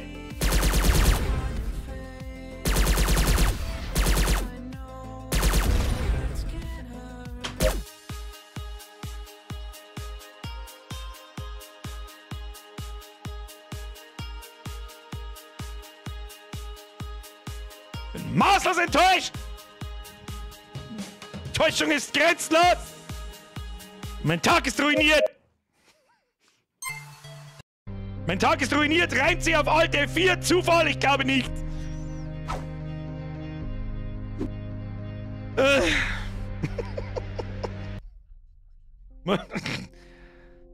Ja, we have a job to do. We have a job to do! Würden Sie dieses Spiel empfehlen? Ja! Rezension! Dog! Ausrufezeichen! Oh Gott, genau sowas haben wir übrigens fast schon ein bisschen erhofft, dass wir sie in die Spiele mehr kriegen. Müssen wir, was ist das? Greta Winkler-Thunberg ist neu. Aha. Sie ist nicht derjenige. So! Damit machen wir das zu da. Den Scheiß da weg. So, next game. Was war das? Das war nicht als Shitlord geheißen, das andere nicht. Und das ist jetzt hat wie geheißen? Asteroid Bounty Hunter. Ja, es war gut. Es war gar grandios. Grandios. Schauen wir mal, ob es noch einen dritten Teil gibt. Produkt bei Steam aktivieren. Rein damit. Wir haben gekriegt. Assault of the Robots. Wenn jetzt das der zweite Teil von Attack of Insects ist, dann kote ich in einen Papierschifferl. Eimer. So. Also, schauen wir wieder, was ist. Oh, was ist denn das für verrückt? Oh Gott im Himmel, das schaut schon wieder ziemlich verreckt aus. Achtung. Ah, das ist auch wieder Geballer. Geballer ist gut. So. Oh, das hat bloß 80 Megabyte. Das muss grandios sein. What? So, wenn der Stream kurz weg ist, liegt's am Download. Ja, Assault of the Robots ist fertig. So, schauen wir mal. Oh, Made with Unity. Achtung. Machen wir so. MD Horse Games. MD Horse Games. Der Artstyle vom Soldaten ist auf alle Fälle schon mal ganz cool. Da kann man nichts sagen. Option Sound. Naja, da gibt's was aus und. Okay. Dann müssen wir jetzt. Warte, machen wir jetzt anders. Machen wir so, machen wir so. Machen wir da einen Lautstärke-Mixer. Lautstärke-Wichser. Machen wir auf 50%, damit uns da nicht reißt. Und dann glaube ich, soll das sowas sein wie Metallschlug. Kennt noch jemand Metallschlug? So, oh mein Gott, was ist denn das? Das ist, da möchte man wieder ein paar Geschichten erzählen. Geh, komm, hör mir auf.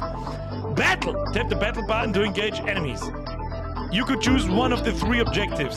You will be rewarded and achieved to the next area by completely taking over an area. Occupy 100%. Tap the arrow buttons to change battle area. Don't forget to strengthen your gears in the armory. Battle.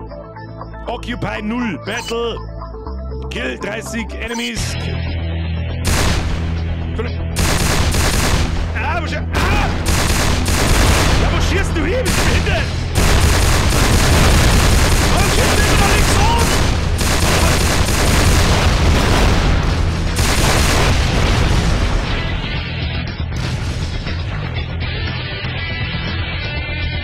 Warum schießt du immer links hoch? Warum schießt der immer noch links oben? Du mir einen Controller her. Du mir einen Controller her. Revive. Kann ich mit Controller? Moment. Ah! Achso, ich muss erst. Was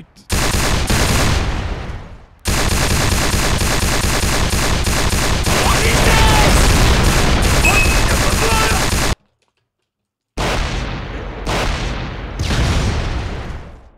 Was? Hallo! Ich kann nicht! Was?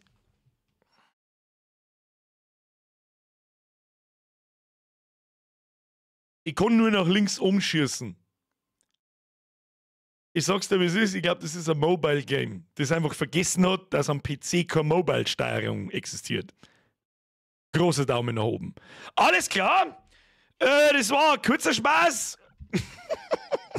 Die einzige Tastenkombi, die ich da kenne, ist Alt F4. Tschüss. Da steht jetzt auch noch riesengroßen Toten. Keine Control-Unterstützung. Jetzt sage ich dir was. Ich habe einen Freund in der Liste, der Borndelgrammer. Borndelgrammer, wo bist du denn? Da steht drin, ein Freund hat es bereits gespielt, der Borndelgrammer. Und seine gesamte Spielzeit ist bei 3 Minuten.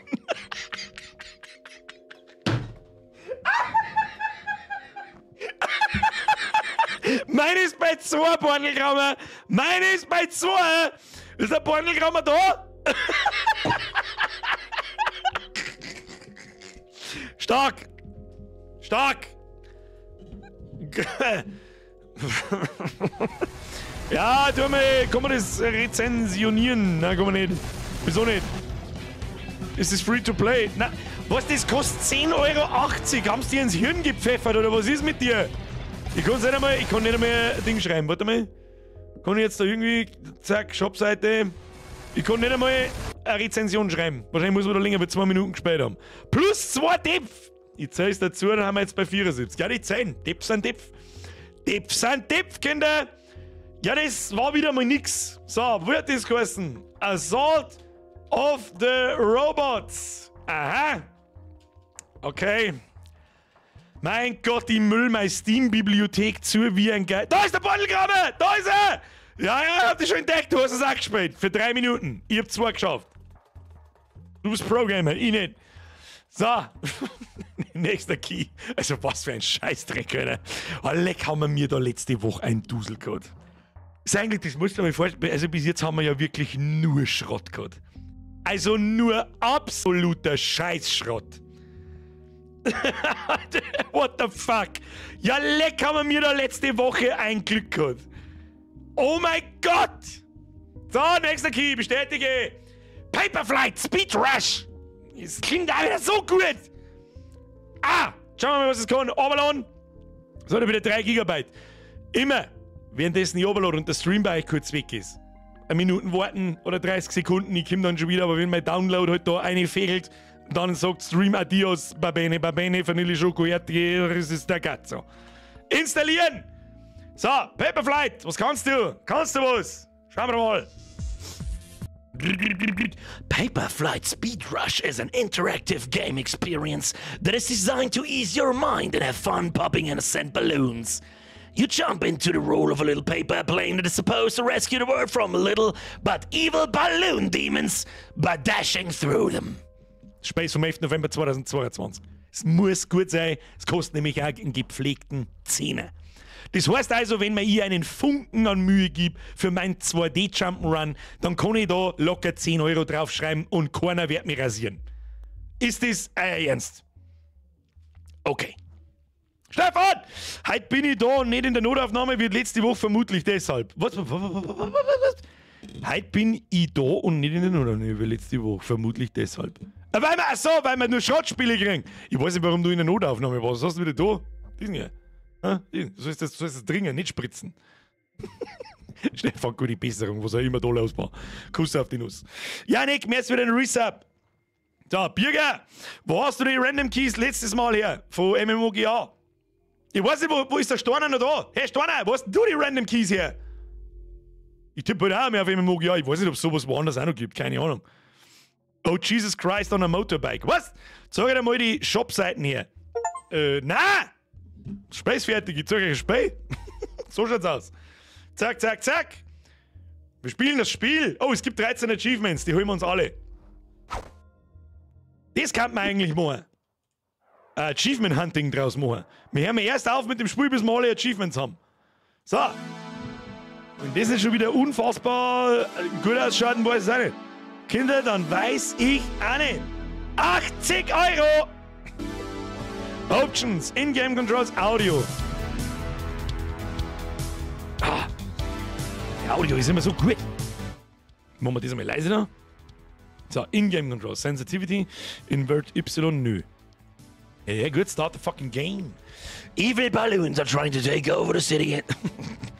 Wer kommt denn auf so einen Scheiß eigentlich? Böse Ballons versuchen die Stadt zu übernehmen. A paper plane ist dort, um sie zu stoppen. To pop a small balloon, simply fly through it. You will see that you will get more dash energy each time you pop one. Dash energy can be used to perform a powerful dash. Well, obviously. Use the powerful dash to destroy the evil balloons and save the city. Okay, let's go. Was ist denn das wieder? The childhood. What's more evil than bla bla bla? A child.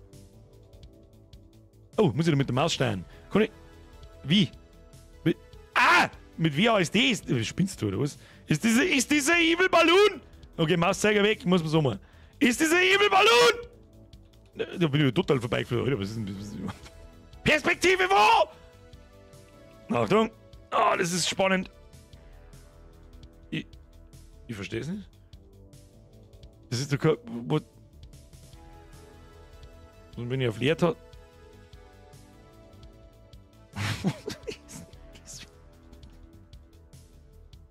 Ja, sag einmal!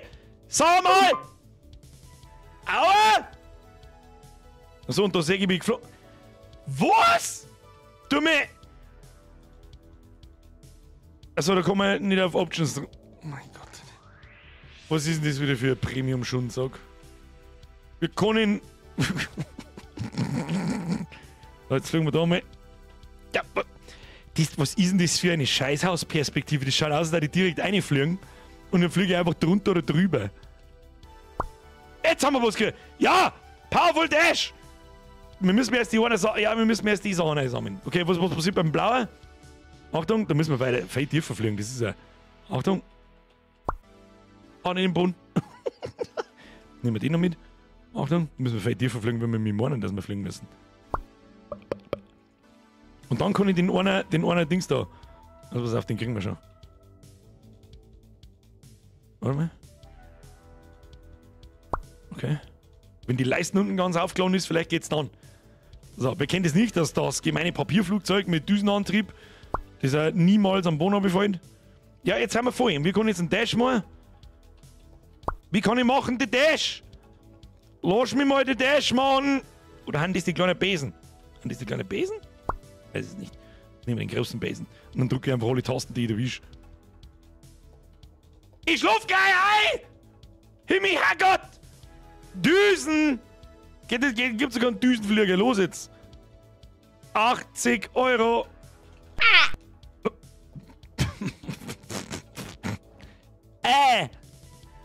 Okay. Was passiert denn da? Leib ohne Schmarrn, wer macht denn solche Spiele und veröffentlicht es dann gegen Geld? Wer tut denn das? Plopp, plopp, also... Komm! Na, das ist okay. Geh, leg mir am Arsch. Was ist jetzt wieder?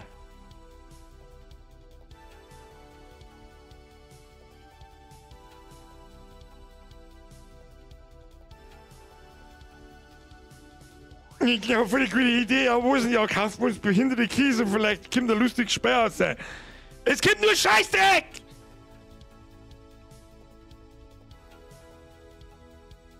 Oh! Miau! Miau! Miau! Die absolute Todesspirale! Miau! Bis der Kotze aufkommt! Und wieso kann ich mit dem Mauszeiger da umeinander fahren? Was ist das? Jetzt haben wir in einem Schwirl. Achtung, Schwirl! Schwirl! Was machen Sachen? Ich möchte jetzt wissen, was passiert. Ich zauber gerade Glühbirnen in die Welt. Pass auf. Und jetzt fliegen wir wieder geradeaus weiter. So, was haben wir jetzt da gebaut? Achtung! Was haben wir Glühbirnen in die Welt gebaut? Okay, weißt du was? Okay.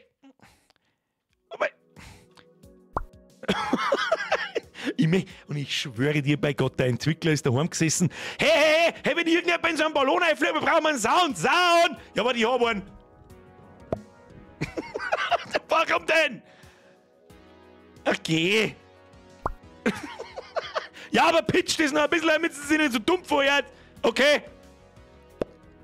Der ist jetzt stumpf. Okay, leck mir am Arsch.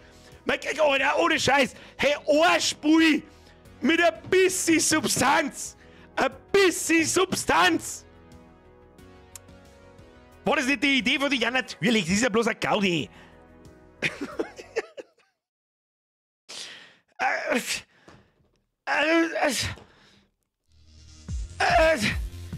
Sanchez! Und jetzt die Musik von Top Gun. Ja, irgendwie. Also irgendwie. Sonja ist mehr so wieder ein Zwiebel.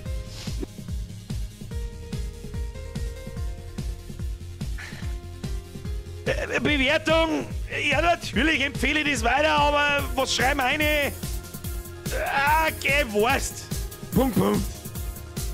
Gewurst. Komm, hör mir auf. Würz geheißen, Pepperflight, Speed Rush. Hab ich nichts gesehen von Speed. So, leiten wir mal nur 3 Keys. Mach jetzt mal die Musik aus, das ist aber dieser totaler Kalte. Musik aus. Lieber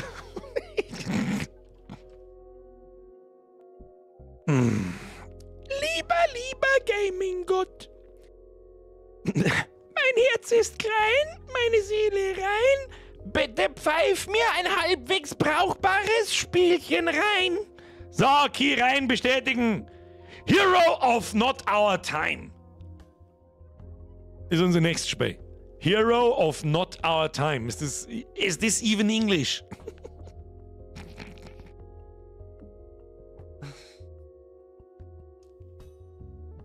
Kann man Spiele wieder aus seiner Steam-Bibliothek löschen? Oh Gott, das hat schon wieder dasselbe komische Thumbnail davor wie das andere Spiel von Assault of the Robots. Oh Gott, sag mal, das ist 180 Megabyte. Das muss grandios sein. Warte, installier schnell. Schon wieder der Bornelgrammer, der hat das auch schon wieder gespielt. Bornelgrammer, wie lang? 5 Minuten diesmal. Das muss auch wieder gut sein. Löwenzeit. Plopp mache ich jetzt auch, wenn ich mir als Mönchshof Lager aufschieße. Lass der Schmecker merkst du dir. Hero of Not Your Sister, ja genau. Hey, Mr. Bornelgrammer, wie schaut's da aus? 5 Minuten Playtime, da haben wir ein gutes Spiel für uns. Sag ich jetzt schon. Achtung. Es heißt übrigens Honot. Hero of Not Our Time. Ja, das macht Sinn. Das ist mit Sicherheit genau. Das hat auch wieder keine Controller-Unterstützung. Das ist sicherlich genauso gut wie das andere. Warte. Drehen wir gleich wieder um. Mein Gott, was pfeift man mir da heute Spiele durch? Das ist ein Wahnsinn, das ist ja bloß Schrott. Schrottinger. So, schauen wir aus, los. Ich hab schwarzen Bildschirm. Habt ihr irgendwas? Schreiben wir jetzt einfach Honot. Honot. So. Zugriff auf die Steam-Community während des Spiels.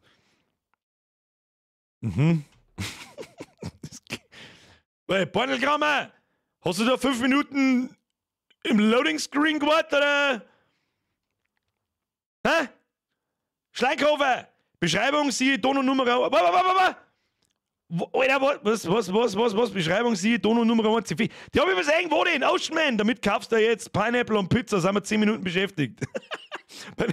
Ganz ehrlich, die 2 Keys, die hängen sowieso. Das Spiel scheint nicht zu gehen! Was ist denn mit dem? Warum verkauf es denn dann? Das geht nicht. Jetzt warte mal nicht, dass ich da in OBS auf Alte 4 drücke. Das war natürlich dumm. Achtung. Gehen wir da her. Machen wir 100. So. Drücken wir einmal drücken auf Start. Wenn es wieder nicht geht, gute Investition. Schleinkaufer. Warte mal. Ja, wieder bis ich die da jetzt finde, dabei geht weiter. Und da warte, ich probier's aber. Ah, da. Der Birger. Heute schon wieder mit meiner Frau Nadel am Start. Ich glaube, langsam, du gefällst dir. Aha. Wie heißt ein Hund ohne Beine? Egal, er kommt eh nicht, wenn man ihn ruft. Wuff, wuff. Vielleicht nur der Rollen? Weißt du das? Schleinkaufer, mir jetzt dir. Schöne Grüße an deine alle. There is no autosave in the game. Oh, jetzt haben wir was. Jetzt haben wir was! Heid. Okay, oh Gott, was ist denn dieses? Sword Attack, G, Granate, Z wie Zoom, Moving Interaction, Escape 1, Magic Book, Weapon Ability, Safe Game, Spec Attack. Use Control, das ist ausnahmsweise, schaut diesmal zumindest einigermaßen noch was aus da. So. Aber es gibt schon wieder keinen Say, oh Gott, Augenkrebs Level 9000. Was muss ich jetzt tun? City N, not our time. Was? Please stand by. Exekution. Was? Welcome to Honor. There you can deal with the enemy in various inhuman ways. Achso, das ist so das Blut. Jetzt wird's interessant. Space. Was nehmen wir? Was? Reload your weapon as you would in real life. Pull the bolt back if it is a pistol or SMG. Okay. Oh. Ist das?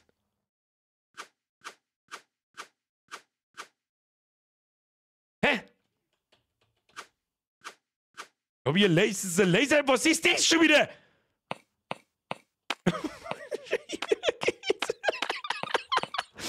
Okay. Mir! Steam Keys, alle von Temu. Was ist Temu? Ist es ein Entwickler? Oder ist Temu nicht der Horrorspiele-Dings gewesen?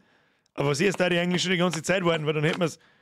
Warum wirfen die da? Es hat ein bisschen noch Vampire Survivor ausgeschaut. Press R. Hover over the weapon frame. Was so muss ich noch? Ach, geh mal da heute den Maul. Magic can heal and rich protect. Ja, es hat schon ein bisschen was von. Creation of the first scroll open the book. Knowledge. Alter, was ist das alles? Knowledge and Magic. Killing monsters, you must collect, test you. Und warte mal, wenn das wie Vampire Survivors ist, kannst du. Was ist denn das alles? Was ist das alles? Scroll of Mana. Scroll of Mana. Wie kriegen das wieder weg? Was ist das? Na, was ist das? Weiß ich nicht. Wie geht das wieder weg? Escape. Granaten. Da muss ich wahrscheinlich auserziehen. Sehe ich das richtig? F-Tackle. Okay. Ja. Ich habe noch gar keine Munition. Da bist du dabei. Peng. So. R. Achso, und dann muss ich auf R drücken und gegeben. Wer lässt denn so einen Scheiß einfallen? Sag mal! Was ist das da unten? Kennt Temu nicht. Ich kenn Temu nicht. Man muss jetzt mal ganz kurz. Da muss ich jetzt schnell googeln. So, der Freiweg, was ist das? Lass mal nach. Was ist Temu? Achtung, Temu. Ich schreibe jetzt einfach Game dazu. Temu Games. Willkommen bei Temu Games. Temu Spiele. Na. Was ist das? Bilder. Haben das irgendwelche Handyschrottspiele? Ich weiß nicht. Was ist Honor? Das ist meine Frage. Das war meine Frage. Das ist Diablo 5. Ich weiß nicht, wo ich hin muss. Kann ich jetzt da mal.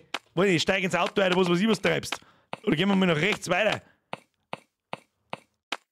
Oder kann ich irgendwie. Warte mal, nein, kann ich auch nicht. Ich hab keine Granaten. Creation of open the book, draw a pentagram on the canvas, flip the book, collect blood from enemies. Ja, das ist mir schon alles klar, aber wo soll ich denn da jetzt ein Pentagramm hinzeichnen? Ich kann kein Pentagramm zeichnen, Meister. Da, das war ein Pentagramm gewesen, aber ich. Oh Gott, was ist denn das schon wieder für ein Schrott? Links aus der Mission, Pentagramm. Ja, ist mir schon klar, da herin soll ich ein Pentagramm malen, aber wo, wo? Klick, left immer. Ja, das versuche ich. Ich bin dabei, aber ich brauche zuerst Blood. Killing monsters, you must collect test tubes with their blood. Enemies' blood boosts your magic level. Raise the magic level to open new magic scrolls. Activate the scroll by clicking the middle mouse button. Probieren wir das nochmal. Da passiert aber nichts. Es passiert aber nichts. Escape to close the book. Oh! Space. Und dann? Ach, das war's Intro! Call to memory, new adventure, take training. Attenzione. There may be bugs that could interfere with the gameplay. Ja, das ist so, davon bin ich ausgegangen. Ich bin der Butcher Birger rechts umsteht übrigens. Call to memory. Ich hab keine Ahnung. Also ich möchte zumindest sehen, was zur verfickten Hölle ist das. The few words, the more the feeling will be. Shakespeare.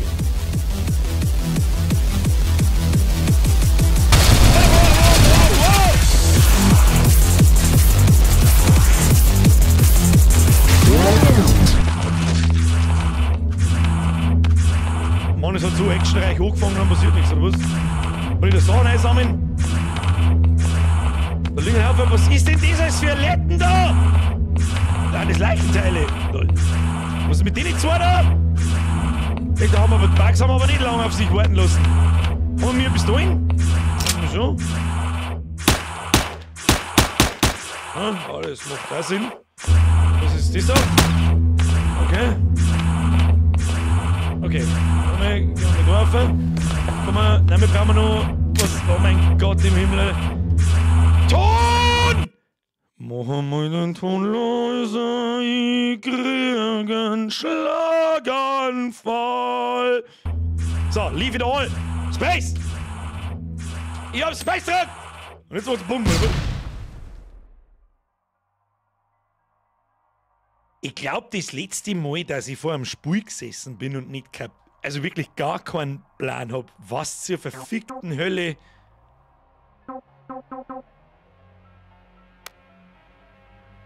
Are we doing?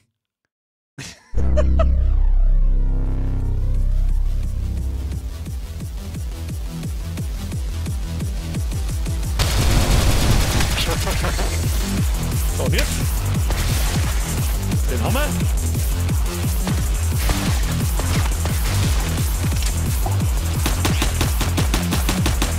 Ja, wie was kann ich nicht da oben anschießen?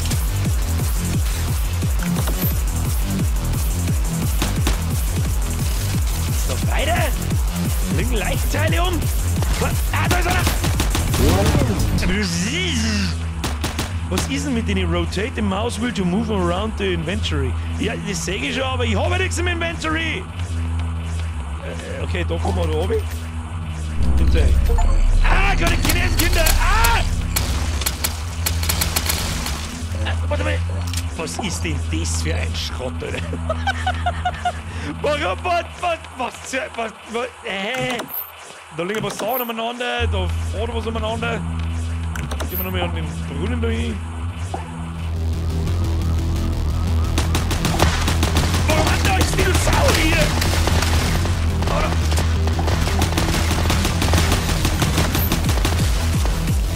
Okay, wieso muss ich noch eine so nachladen? Was ist das für... Also.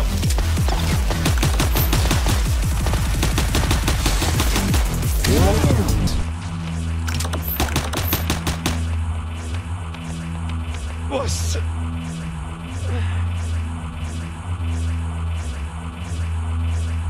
An alle Epileptiker daheim, es tut mir wirklich außerordentlich leid. Ich habe keinen blassen Dunst, was wir hier tun.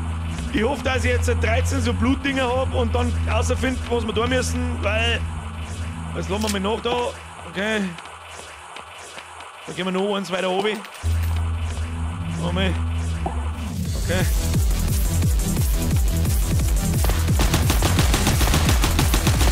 Ah! Das wird schwer. Schlitzt ja mit dem auf, Arsch bis hierhin.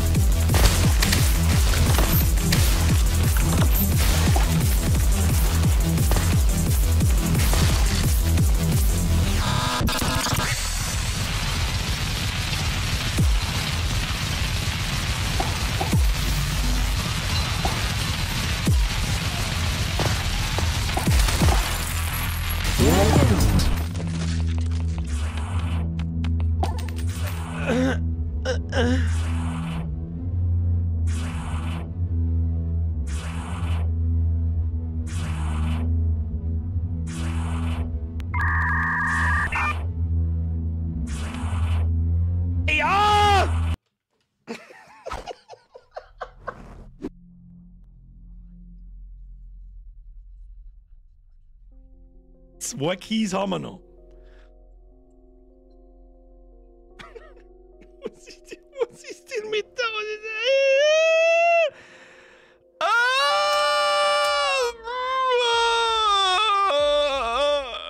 Ich empfehle dieses Spiel, ja. Ja!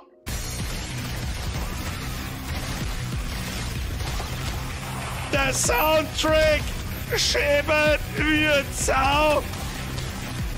How much is the fish? Himmel, Herrgott! Mach die Musik aus, wenn ich schwör! Oh, anstrengend.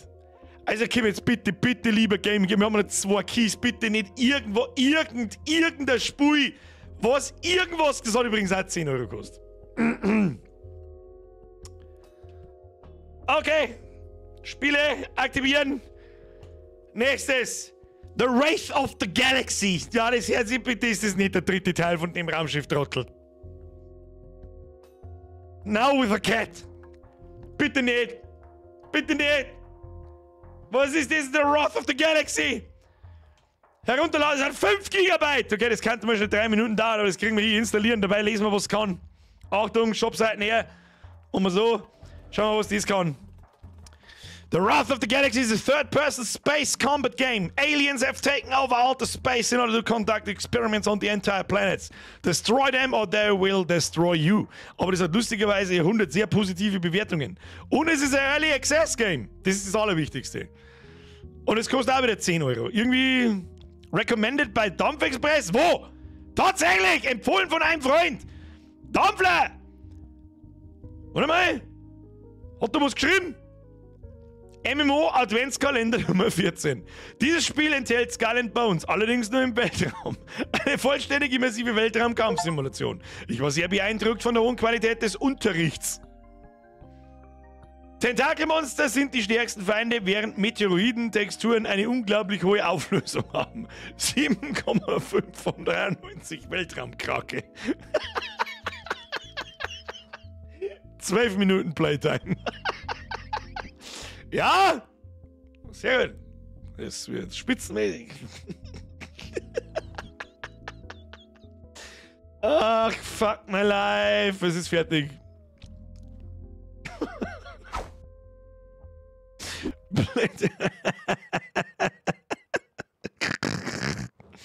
Da tut mir irgendwas her. Da!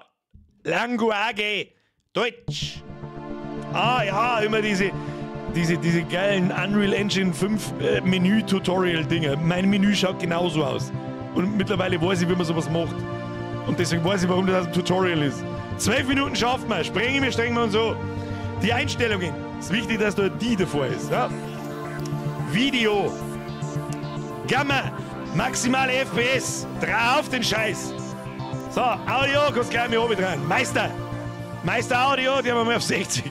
Musik-Audio, die haben wir mal gepflegt auf 40. So, Eingang. Oh ja, noch nicht gehört, das Eingang. Was? Schnittstellen-Skala. Aha. Okay. Zurück zum Hauptmenü oder stornieren. Ausfahrt. Neues Spiel starten. Blöd. Ja, einfach. Achso, und dann resetten wir einfach einen Sound wieder, weil es eh wurscht ist. Okay, Level 1, Ausbildung. Gasriese, Ausbildung. Der Wrath of the Galaxy. In derselben Schriftart wie Iron Maiden.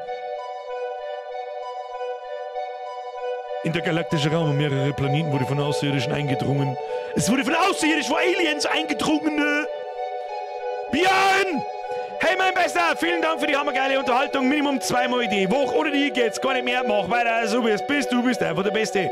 Ein 30er ist definitiv zu viel von dem Herrn Björn. Kriegst die Privattröte, pass auf. Björn, Küsschen aufs Nüsschen, danke dir, das ist zu viel. So. Grafik auf Mittel. Lack ist offen. Was hab ich Grafik auf Mittel gestellt oder auf? Was lernen die da? Lass mich heute jetzt einfach mal spielen irgendwas und nicht, was ist das? Versuchen Sie, einige Mutanten, Asteroiden und ein feindliches Raumschiff zu zerstören. Wenn Sie es können, gehen Sie zu schwierigeren Aufgaben. Da gehe ich. Ha. Ich schaue, ob ich mit meinen Zähren alte 4 drucken kann. Das ist die nächste schwierige Aufgabe meines Lebens. Zerstöre 50 Münster, 30 Asteroiden und 1 Station. So, für was habe ich eigentlich das da runterdreht? Muss ich da irgendwo auf Anwenden drücken? Auswirkungen. So, speichern. Ah, nicht stornieren. Fortsetzen. So, ja, das steuert sich gut. Ja. Ja, oh, ja, das steuert. Oh. Okay. Okay. Ja, das Ziel hat ziemlich. Die schießen zurück. Wieso nicht? Das steuert sich wie beim Besuch von der Oma.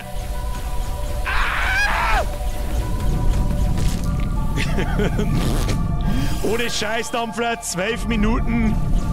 Are you serious? Echt jetzt? 12. Oh, Granaten. Irgendjemand noch wieder geschossen da hinten, gell? Echt jetzt? 12 Minuten?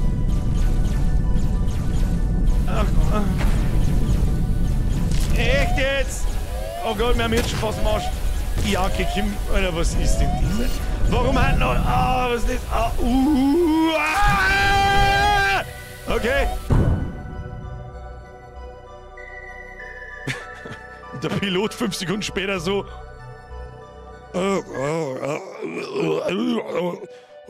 Alien eingedrungen, ne? Oh Gott, kommt jetzt das Intro nochmal. Ich kann das Intro nicht abbrechen. Okay,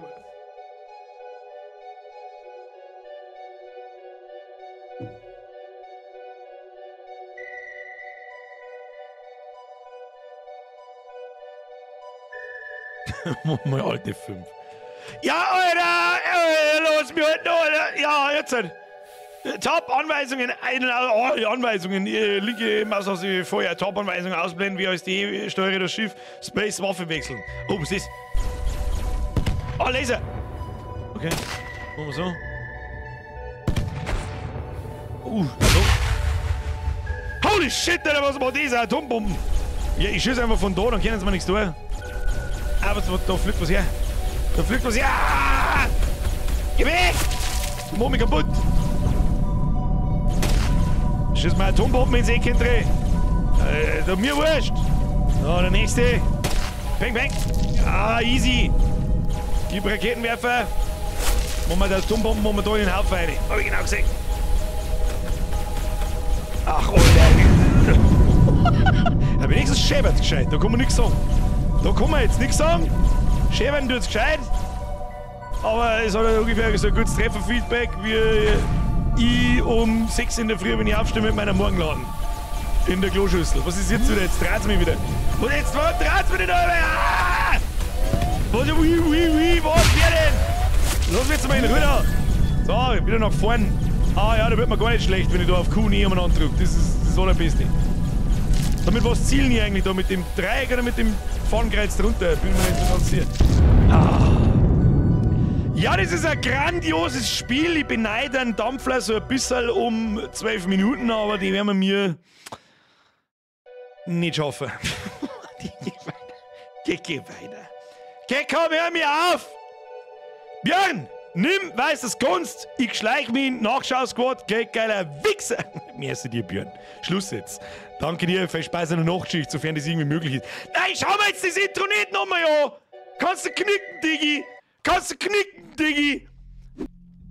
So, jetzt pass auf, Jobseite. Da haben wir. Okay, leg mir da am Arsch, da haben wir nur Scheißdreck. Hey! Komm mal! Nein, hey! Dampfler! Wir zur Hölle, du da drin 12 Minuten ausgehalten hast, weiß kein Mensch. Ausrufegerät. Empfehle ich dieses Spiel? Ja. Veröffentlichen, los. Ich bin narrisch. Kinder, das ist der letzte Key. Es ist aber heute auch schon 9:45. Hey, so unlustig ist es gar nicht. Es ist 9:45 und ich weiß schon wieder nicht, wo die scheiß Zeit gekommen ist. Aber hey, Ohrspui, Alter. Hey, Ohrens. Jetzt wollte ich mir noch den Namen kopieren. So, wir haben bloß noch einen Key. Wo ist das? Und das hat auch noch 104 positive. Please add VR Mode. Was? Aber cosmic survival to the death. Either you kill or get killed. Trade, space exploration, good graphics. Die haben doch alle gekauft, du Drecksack. A dynamic space fighting game where you... Warte mal, also das sind nicht meinst, die lese ich da einen Scheiß vor. Das sind die... Da ist ein Dampfler, die haben wir schon... War diese Rezession hilfreich? Ja, lustig. Also pass auf. Da. The Wrath of the Galaxy is a third-person space fighting game in which you have to destroy the aliens that have taken over the entire outer space. 6 interesting missions in which you have to enjoy space views, test different weapons, and most importantly, destroy a lot of different space enemies. Aha. Okay. Der Panzerkampfwagen 6 Tiger. Hat geschrieben, difficult, but I tried. I like it. Looking forward to the full version. Sag mir leid, ist das ernst? Das kann doch nicht, das ist doch nicht ernst. The vibrant and breathtaking cosmic landscapes immediately drew me in, creating an immersive experience that left me in awe. Navigating through the vastness of space, I encountered a myriad of colorful planets and celestial bodies, each with its unique charm. 5 Stunden Playtime. Ich habe das Gefühl... Birger, lese mir bitte meine letzte Donau. Lönsep! Birger, kann ich dir den Random Key per DC schicken? Hab den schon lang liegen, aber nicht aktiviert. Nein, nicht auf die Schnelle. Ohne dass wir da jetzt per Friendin voneinander pimmeln und so weiter. Machen wir fürs nächste Mal. Das war nicht das letzte Mal, dass wir das tun. Aber merci dir. Schluss! Ihr müsst mir jetzt keine Keys schicken. Die 3,50 habe ich gerade noch selber. Aktivieren selber, hab Spaß. Merci dir. Schau mal die so. Der hat noch gekauft. Außer der Dampfler, der ist nicht gekauft. Da verstehe ich mit meinem Namen. Da der Butterfly. The Wrath of the Galaxy is a third-person space fighting game. Aliens have taken over outer space to conduct experiments on entire planets. Destroy them or they will destroy you. Das ist doch, was soll denn die Scheiße? Das sind doch kaufte Steam-Rezensionen. Und der Russenteufel hat sich wieder gedacht, Scheiße, mein Space, absoluter Scheißschrott. Oh, es ist nur im Early Access, vielleicht wird's noch was. Gib mir eine Chance. Gib mir eine Chance. Schauen wir 2029 nochmal vorbei. So, letzter Key. Den müssen wir jetzt mindestens, der muss jetzt mindestens 14 Minuten ausreißen, Kinder. So, Produkt bei Steam aktivieren, bitte, bitte, irgendwas braucht, bitte. Bitte. Krumm. Battle Arena. Okay. Startseite. Krumm, Battle Arena. Schauen wir mal, was es kann. Oberlohn. 2,8 GB. Okay, installieren. Schauen wir uns die Shopseiten einmal an. Schau, oh, da gibt es sogar DLCs dafür. Oh, eine Nutzerrezension. Oh, das schaut vielversprechend aus. Achtung. Achtung, das schaut vielversprechend aus. Nein, das darf man nicht herzeigen. Ah, ja, da kann man schlägern. So eine Rezension, das ist im Early Access. Veröffentlichung am 30. Juni 2020. Ich bin ziemlich sicher, dass da mit Sicherheit noch Druck gearbeitet wird. Kostet normalerweise auch 9 Euro. 9 Euro! Get your warrior skin and support us. Über dieses Spiel. Krumm Battle Arena is a fun competitive. Ich finde aber, das Allerwichtigste ist, wenn der Spieleentwickler selber schreibt, ein Spiel ist fun. Dann muss es stimmen. Battle Arena is a fun, competitive, asynchronous Hack-and-Slash Parody Game. Okay, da bin ich ja gespannt. Ah, ich sag da schon wieder, ich sag da schon wieder brutale Animation. Ja, das wird gut. Das wird gut. Ist gleich runtergeladen. Haben wir es gleich. Ah, das muss jetzt 10 Minuten totschlagen, weil sonst haben wir ein Problem, Kinder. Perle wo? Berechtigterweise. Die haben wir letzte Woche schon ausgezogen. Dafür spielen wir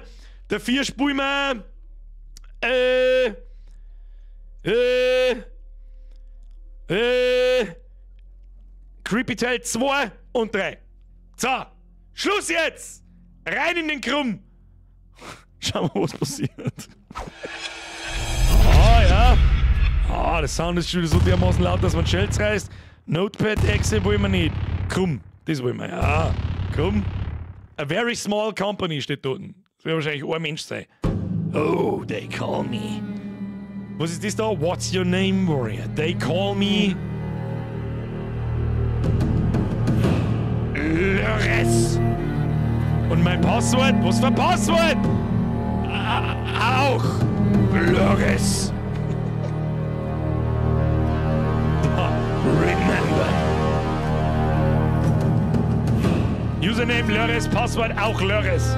Nice to meet you, might you, man. Please forgive my ignorance. Create this user. Schön, dass das Passwort angezeigt wird. Danke dafür. Es ist schon wieder so laut! Ah! Was ist das? North America, European Union. Schland, wo? Schland! Schland! If you see the symbol, don't worry. It doesn't mean anything. Was? Warum denn? Warum denn?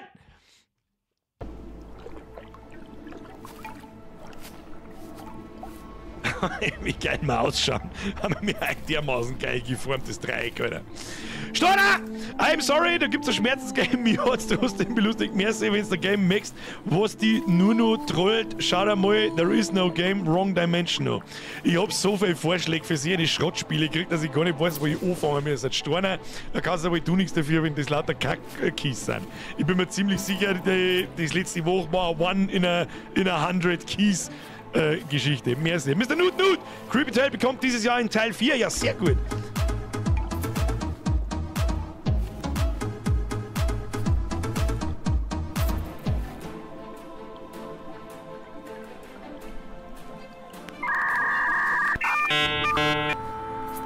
What?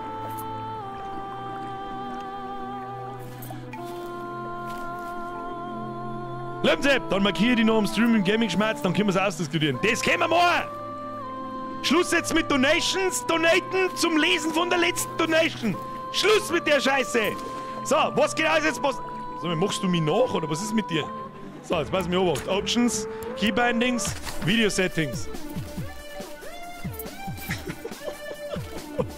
Was haben wir denn da wieder? Eventuell haben wir unsere Perle. So, Escape, Back, Sound Settings machen wir ein bisschen leiser. Machen wir mal auf 10, und dann machen wir mal auf 30, Escape Back, jawohl, Keybindings, ja, also, zurück, Leaderboards?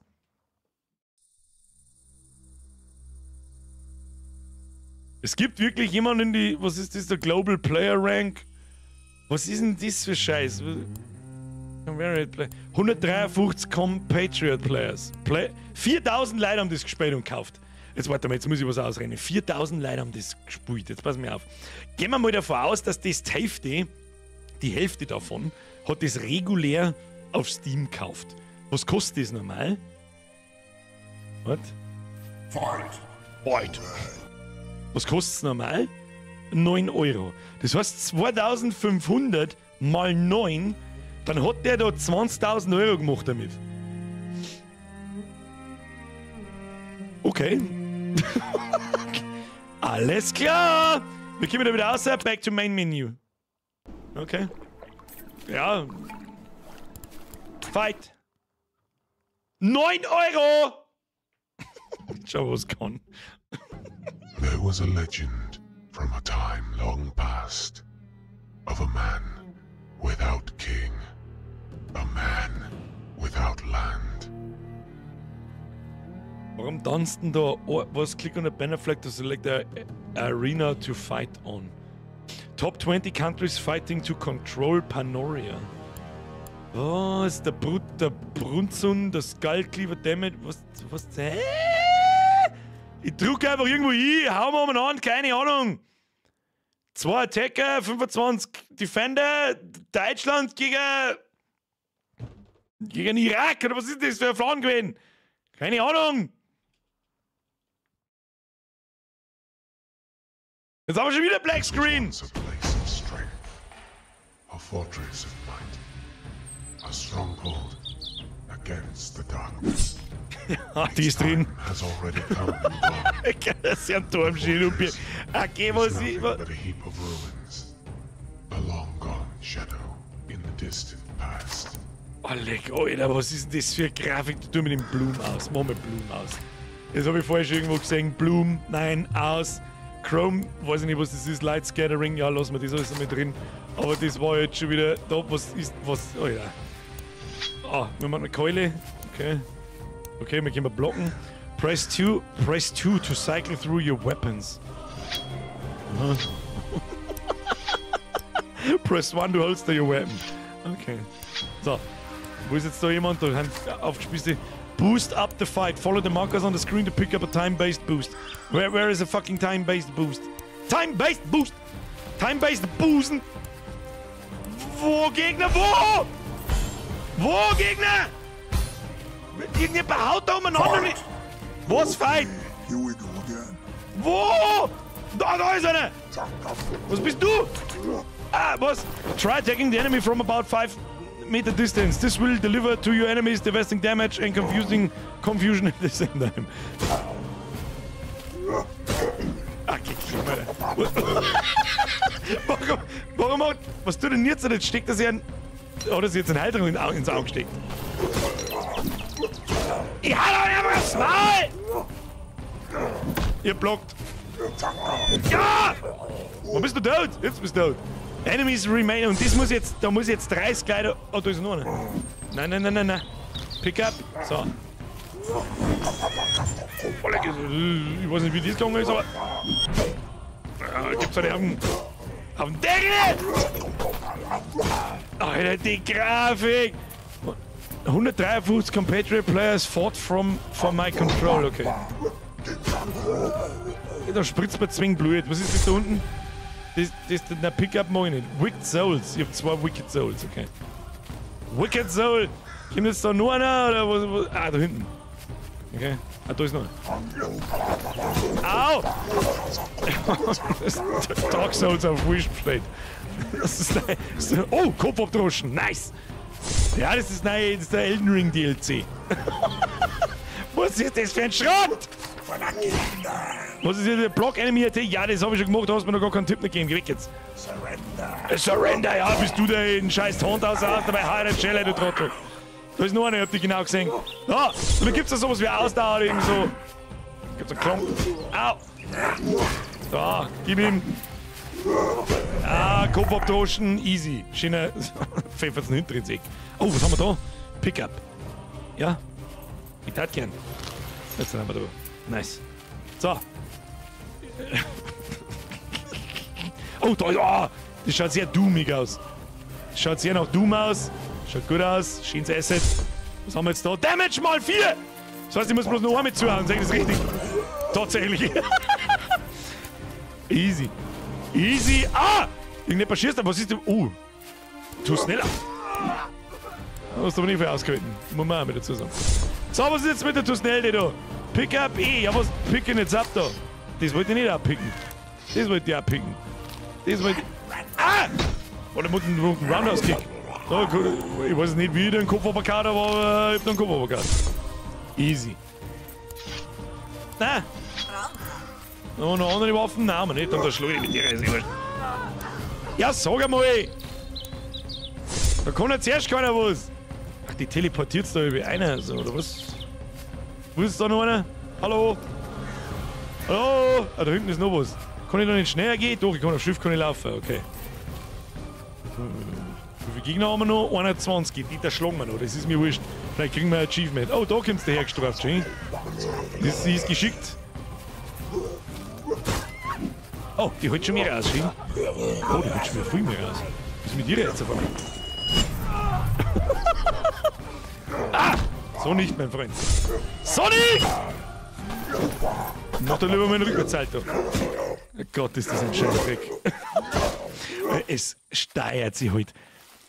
Und bei sehr eine krassen Gegend. Hey, nicht der Heid will sie nicht. God Mode has been spawned. Wer ist der God Mode? Na gut, jetzt haben sie. Einfach Button smashen. Bisschen Button smashen. So. Bist du der God Mode? Nein. Ja, was soll jetzt da mit dem da? Halt ein Pfirse. Ja, hätte ich mein. Ja. Ja, hätte ich mein. Grandioses Spiel. Wert jede Ecke. So. Gehen wir jetzt den da mit der Schlung. Was ist mit dir? Lebst du noch?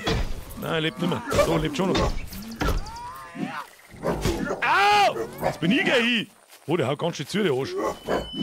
Kill ihn jetzt endlich! Jetzt bin ich gestorben.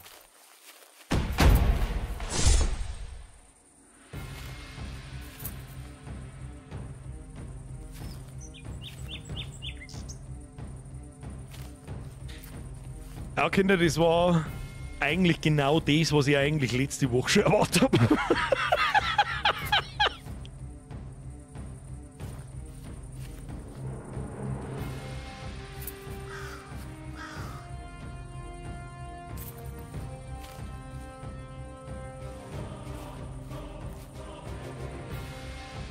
Müssen wir noch 2 Töpfe drauf tun.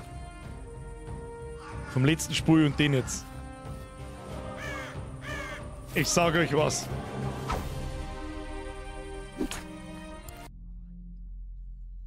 Das ist ein ganz witziger Lückenfüller. Aber vielleicht nicht der beste. Chat, wo? Was ist denn jetzt da wieder? Aktualisieren. Warum geht da jetzt wieder nichts? Was ist jetzt mit dem Chat? Hat sie schon noch da oder bin ich, ist der Chat, ist der Stream fort oder was ist denn? Hallo, hallo? Hallo? Hallo, ist noch jemand da? Weiß ich nicht. Ich glaube, mein Stream kackt da gerade schon wieder ganz massiv ab. Muss ich selber schnell nachschauen, ob ich noch da bin. Es bewegt sich nämlich nichts mehr. Jetzt halt. Chat hier, jetzt halt bewegt sich wieder was. Achtung, muss ich selber schnell nachschauen. Zeigt ihr den Chat noch? Tatsache. Weiß ich nicht, was da los ist. Müssen wir nochmal schnell hin und her schalten, warte. Schauen wir mal, ob es noch mehr. Jetzt! Was auch immer das will, das haben wir auch noch nie gehabt! Jeden Tag was Neues! Also, keine Ahnung. Da war halt, also heute, was war das beste Spiel? Ich kann nicht sagen, also da war kein Spiel auch nur im Ansatz Brauchbarkeit. Schade. Schade, schade, schade. Chat ist Obung bei den Kackspielen. Aber gut, was haben wir denn erwartet? Da haben wir letzte Woche wirklich extremst viel Dusl gehabt. Heilige Kanone, da haben wir wirklich... Der Birger mir schreibt, dass du nicht dumm stirbst. Temo ist gleich Wish. Ach, ist das Orange, das mit dem orangen Logo? Temo Deutschland, kaufen Sie... Ja, ich kenn's schon. Ich hab bloß nicht gewusst, dass Temo heißt. Ja. Ja, mit dem orangen Logo. Ich kenn's schon. Herr Birger mir messen. Das hätte nicht 2 Euro kosten müssen. Ja, das war jetzt nix. Ja, dann muss ich halt um ein Like betteln, von der Lore werde nicht kommen. Wenn's euch nicht so gut gefallen hat heute, lasst mir einen sauberen Like-Button da, den nach oben am besten, das ist gut für uns. Dankeschön für Ihre Aufmerksamkeit. Und das mit den Kackspiele ist ein netter Lückenfüller, aber alle 2 Wochen oder jede Woche brauchen wir das nicht machen. Wobei es zwischendrin mal ganz witzig ist. Aber sonst wird man wahrscheinlich niemals auf Creepy Tale kommen, was wir letzte Woche durchgespielt haben, bis um 11 Uhr. Und das war richtig stark. Und da erwarte ich mir ganz furchtbar viel vom 2. Teil und den spielen wir nächste Woche. Ja, und genau. Und dadurch öffnet uns das die Türen, wenn das auch wieder so gut ankommt wie letzte Woche. Wenn das der Grund war, warum letzte Woche so viele Leute da waren und Bock gehabt haben und so weiter, dann öffnet uns das auf alle Fälle die Türen für andere Spiele in dieser Art, wie zum Beispiel Leisure Suite Larry und so. Am besten die Teile, die ich selber noch nicht gespielt habe. Wobei ich damals so jung war, da kann ich mir nichts mehr erinnern, wie man was macht und so weiter. Das Einzige, was ich bis zur Vergasung gespielt habe, war Monkey Island 1 und die anderen Teile weiß ich auch nicht mehr auswendig. Kriegen wir schon hin. Ich hab gelacht ohne Ende. Olivia, sagst das? Ja, vielleicht hat es den einen oder anderen auch bespart. Es ist ja irgendwo lustiger mal zum Sehen, was für Schrott das es gibt. Und der krasse Kontrast dazu, wenn es zum Beispiel einmal so ein Elden Ring oder ein Dark Souls spielst, so ein Third-Person Hack and Slay, nenne ich es jetzt einfach mal, und dann einen Sehenschrott vor dir hast, wie dermaßen beschissen das eigentlich ist. Die Ponya und so weiter, richtig, ich kenne die Ponya, ich habe das auch, das eins, habe ich irgendwann, wie es rausgekommen ist einmal. Das ist ja was, von wann ist denn die Ponya 1? Die Ponya ist ja richtig gut bewertet, 9 von 10 auf Steam. Die Ponya on Steam, von wann ist das? Let me have a look. Von 2012. Das ist vor 12 Jahren, das weiß ich nicht mehr. Und das hat halt wirklich sehr positive Bewertungen, fast 9000 Stück. Das ist schon eine Ansage und kostet 10 Euro. Sagen wir, kosten eigentlich Spiele alle mittlerweile 10 Euro auf Steam. Keine Ahnung. Was man da für 10 Euro kriegt, da wirkt es gerade bei uns für 80 Euro plötzlich gar nicht mehr so schlecht. Das ist richtig. Das stimmt. Irgendwo schon. Aber die Frage ist, wer kauft sich eine Spiele für 10 Euro? Wer kommt wirklich auf die Steam-Seiten, sagt die Beutel so und denkt sich, ey, das kann cool sein, da 10 Euro. Ah, ich weiß auch nicht. Also heute waren es ja nur Schrott-Games. Rank ja. Ja, ganz ehrlich, letzte Woche waren es auch nur Schrott-Games, außer das eine, auf das wir sofort hängen geblieben sind. Ich möchte wetten, ich möchte wetten, dass, wenn ich jetzt nur ein Backerl kaufe mit 5 Keys, dass die auch Schrott sind. Und zwar durch die Bank. Das war pures Dusl. Gut, dass du nur bloß 1 Euro für die Spiele gezahlt hast. Weniger als 1 Euro. 80 Cent, glaube ich. Und bei Creepy Tale tut es mir ein bisschen leid fast. Da ist es fast wert, dass ich es mir für den Vollpreis noch mal nachkaufe. Sage dir freiwillig, was es ist. Der Fanboy, der Chris schreibt, ohne Scheiß, vor 25 Jahren gab es solche Spiele auf so Gratis-CDs von Bravo Screen Fun oder so. Das habe ich vorher gemacht mit den Gaming-Zeitschriften aus den 90ern. Da waren dann 100 brachiale Games und so weiter und das waren dann sicher die Spiele wie Heid, ja. Ja, mei, wahrscheinlich, ich kann mir es so vorstellen, genauso wie es ich auch gerade mache oder eigentlich schon wieder abgehangen habe, weil ich auf Last Epoch hängen geblieben bin. Man befasst sich ein bisschen mit Spieleentwicklung. Man kommt dann an einen bestimmten Punkt, wo man merkt, okay, es ist zwar spielbar, bloß wir, ja, und bevor alles umsonst war, ja, mach ein paar schöne Beutel und einen kurzen Trailer, stell's auf Steam, vielleicht ist irgendeine verlorene Seele so blöd und kauft's. Naja, der Opa schreibt, du hast nicht, weil Teil 2 und 3 Teil kosten jeweils 10 Euro. Du, wenn das gute Spiele sind, dann haben sie die 10 Euro auch verdient. Und ich habe auch schon nachgeschaut, Creepy Tale 2 und 3 dauert doppelt so lang, also der zweite Teil dauert doppelt so lang wie der erste und der dritte Teil dauert nochmal, der dauert 3-mal so lang. Das heißt, da brauchen wir 2 Streams und nur mit 3 Streams. Und da können die gerne einen 10er von mir haben. Eigentlich dürfen sie dann, glaube ich, sogar 12,99 und 15 Euro draufschreiben, wenn es nur mal ein bisschen länger sind. Man lernt durch solche Spiele zu schätzen, was man hat, finde ich. Ja, auch, das wollte ich auch damit sagen. Was eigentlich dahinter steckt, um ein gepolischtes, richtig gutes Spiel rauszubringen. Magst du mal im Blätschmart Stream dein UE5-Projekt sagen? Das kann ich dir eigentlich gleich sagen. Wollt ihr es sehen? Ich habe aber nicht mehr weiter, also wie gesagt, seit Freitag hänge ich an Last Epoch in jeder freien Minute. Ich sag das freiwillig, wie es ist. Was übrigens ein grandioses Spiel ist. Grandioses Spiel. Das zweitbeste RPG übrigens auf dem Markt, meines Erachtens. Nach Path of Exile. So, das passt so. Ich schaue mir, ob ich euch das auf die Schnelle sagen kann. Es ist nichts Besonderes. Ja, es ist nichts Besonderes natürlich. Woher soll ich denn jetzt einen 2D-Plattformer zaubern? Aber ich zeige es schnell her. Ich fange aber jetzt nicht an erklären, wie es funktioniert, weil sonst wären wir narrisch. Die Leute werden sich denken so, oder was zur Hölle lauerst du. Also das Ding ist gemacht anhand von einem Tutorial. Steve, ich freue mich schon auf Creepy Tale 2 nächste Woche. Hab beide schon durch. Da brauche ich sowieso wieder Hilfe, das ist sowieso klar. So, jetzt pass auf, kann ich euch das irgendwie sagen? Ja, das schaut natürlich jetzt auch nicht so super geil aus. Aber ja, schauen wir mal, vielleicht geht's. Wir jetzt da mal umgehen. Also, um das ein bisschen zu erklären, es ist eine Unreal Engine 5 Basis. Aber wenn es jetzt nicht so ausschaut, also keine ultra krasse Grafik noch, mir geht es rein um die Funktionalität. Die Frage ist, ob ich das jetzt abfangen kann da. Plattformer 2, Unreal Editor, Netmode, Standalone, Preview, machen wir mal so. Haha! Here we go! Achtung! Here we go! Achtung! Achtung! Ja, wie man sieht, Grafik ist uns wurscht. Es gibt Dash! Oh, wo bin ich jetzt? Bin ich weg. Hallo? Scheiße. Okay. Das war mein Spruch. Ja, jetzt pass auf. Wie kann ich euch das sagen? Nein, ich kann es euch nicht sagen. Pass auf, kann ich es euch sagen? Glaube ich schon. Warte mal. Ja, jetzt sagt es halt mich nicht mehr. Das ist natürlich auch ein Scheißdreck. Aber ist ja wurscht. Warte mal. Wie können wir das machen? Können wir es so machen? Warte mal. Dann machen wir das jetzt alles zu da. Machen wir so. Machen wir so. Das sagt es auch wieder nichts. Machen wir so. Das sind lauter Szenen, die nicht herirrt sind. So, das ist der Unreal Editor. Und damit du mal vielleicht siehst, wie sowas ausschaut. Das ist der Editor. Da kannst du ungefähr vorstellen, wie das beieinander ist. As simple as fuck. Da ist eine Kamera vorne dran, die verfolgt unseren Spieler.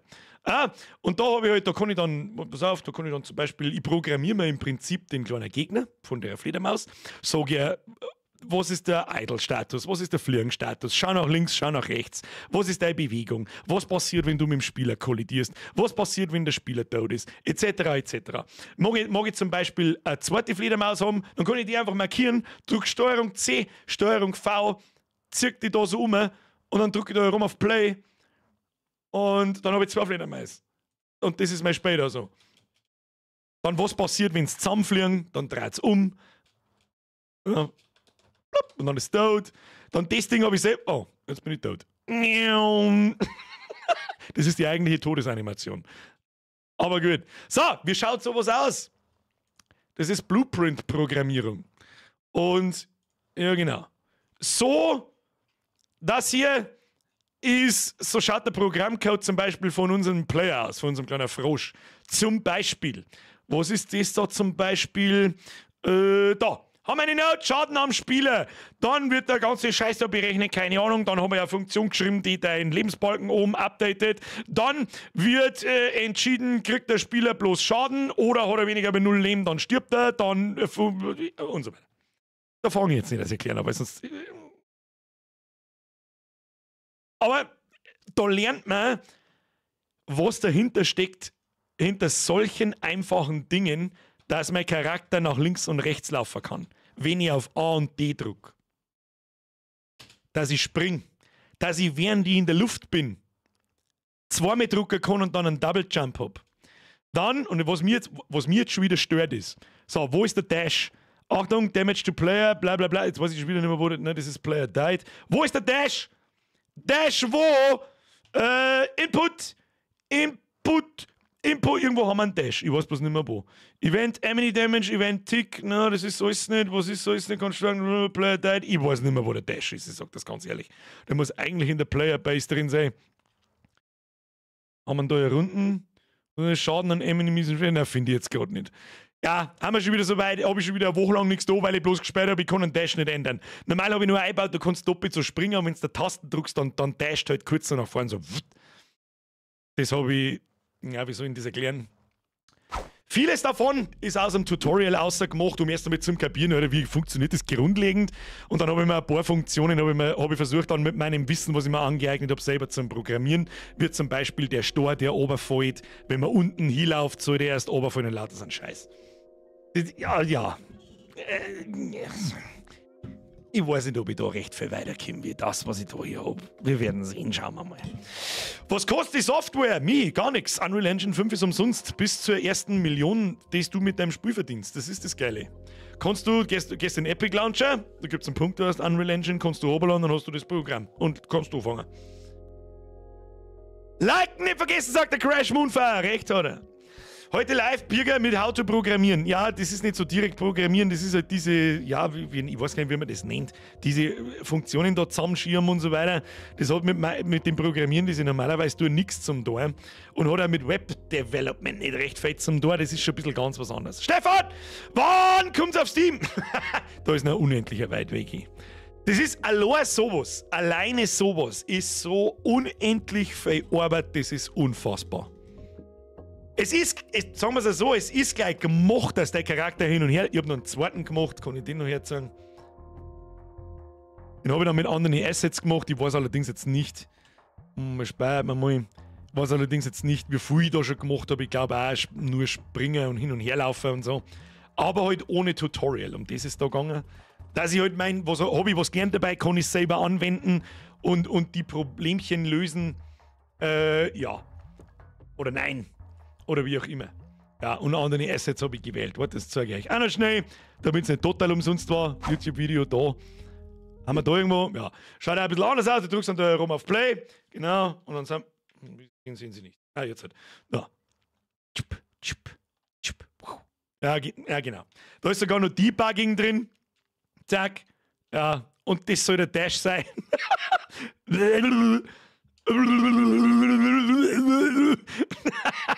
Und rechts gibt's, auf der linken Seite gibt es mir halt aus. Was gibt es mir zum Beispiel aus? Ich drücke auf den Dash-Knopf, passiert nichts. Ich springe ab, Ich drücke auf den Dash-Knopf, steht dort kein Dash erlaubt. Warum? Weil ich gerade auf dem Boden stehe. Der Dash soll nur erlaubt sein, also der Dash-Knopf ist nur aktiv, wenn ich in der Luft bin. Achtung, Luftzug. Und dann, solange ich oben bleibe, das ist noch der Fehler, flippt aus. Ja, und lauter so Sachen. Im Prinzip ist es eine einzige Überprüferei von Status im Spiel und Moven von Objects. Locations, Rotations, Scales und so weiter. Ja, aber da muss man erstmal, habe ich ein paar Stunden in Tutorials investiert, bis ich überhaupt kapiert habe, was überhaupt los ist. So, ich war dafür, dass die Spielfigur, die die Fledermaus einen Schädel abbeißt, wieder Ossi. Und wenn du das machen willst, das sitze ich mit meinem aktuellen Wissen wahrscheinlich eine ganze Woche. Ich darf wahrscheinlich sogar schon ein Problem kriegen, dass ich programmiere, dass die Fledermaus meinem Spielercharakter nachfliegt. Also momentan kann sie ja nichts außer so, wie da hin und her fahren.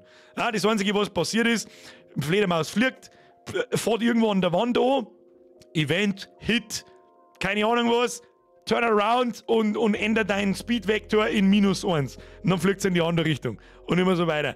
Aber dass das Viech den Vektor zu deinem Spieler findet und dir immer langsam nachfliegt, lecker. Lecker. Natürlich gibt es da Tutorials, wo man sich den kleinen Programmcode einfach Steuerung C, Steuerung V da rein und dann fliegt dein Charakter deinem Spielercharakter nach. Aber ich möchte ja wissen, wie es funktioniert und lernen. Aber gut. Hauptsache die Okulonzen wippen. Richtig. Das Allerwichtigste. Und die Grafiken hast du auch selber gemalt. Na, spinnst du? Na, da gibt es genügend. Es gibt hunderte Seiten mit so Free Assets. Das mache ich nicht selber. Also, in dem Fall habe ich es noch nicht selber gemacht. Ich wollte das Programmieren lernen. Und nicht Assets zeichnen. Das hat das eine mit dem anderen nichts zu tun. Ist aber genauso eine Scheiße. Sag ich dir, das ist nochmal so viel Arbeit. Björn! Du fragst ja jetzt mal, wer sich die ersten 10 Minuten vom Stream anschaut. Das ist ja meist mit das besser an jedem Stream. Das ist doch klar. Das gibt's doch nicht. Björn, merci dir. Schluss jetzt mit dem Donaten. Kuss auf die Nuss. Track to Player. Ja, es gibt keine Funktion, die einfach heißt Track to Player. Das gibt's nicht einfach so da. Wahrscheinlich musst du hast die aktuelle Location vom Player, du hast die aktuelle Location von deinem Enemy und dann gibt's mit Sicherheit irgendeine Funktion, die Relation da dazwischen ausdüdelt oder keine Ahnung, oder ein Vektor, ein Z und was weiß ich. Ich weiß es nicht. Vielleicht gibt's sowas auch, also keine Ahnung. Vielleicht gibt's eine Funktion, die extra dafür gemacht ist. Also falls bei Bock hast, kannst du das gerne mal streamen. Was? Das Spiel da!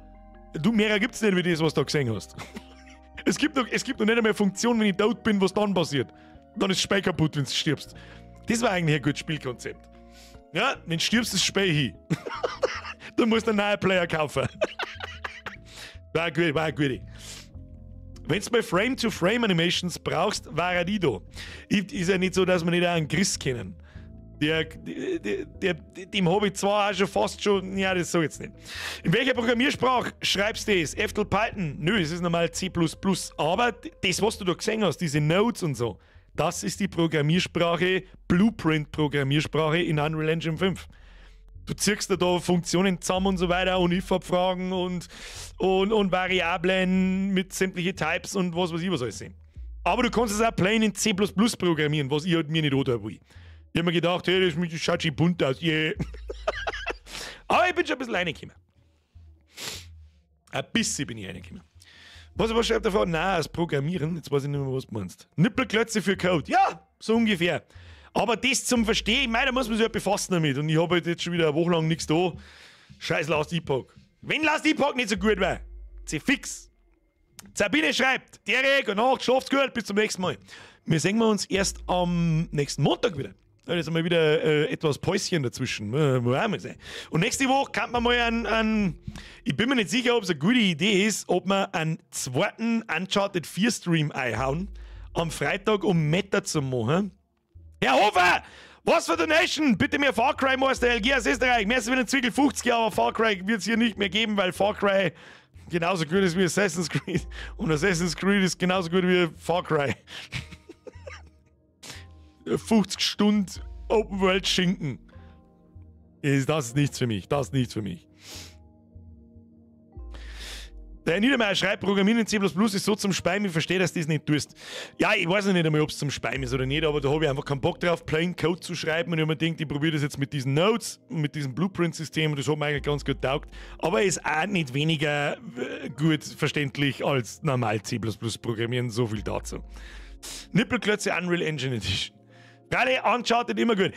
Die Frage ist, ein Metamach-Stream an einem Freitag, wo wir mal 2-3 Stunden reinballern können, weil ich nicht will, dass das Spiel so früh gar ist, um ehrlich zu sein, weil ich nicht so recht weiß, was danach kommt. Und jetzt hätten wir Creepy Tale 2 und Creepy Tale 3, vielleicht noch mit der Zwischennummer irgendwas anderes. Und Uncharted jeden Montag und Creepy Tale jeden Mittwoch. Oder einmal umdreht, mal so, mal so, mal so, mal so. Das muss uns durch den März carryen. Sag ich dir, was es ist. Weil momentan gibt es nicht recht viele Spiele. Bis wir auf die nächste Perle treffen, wer weiß.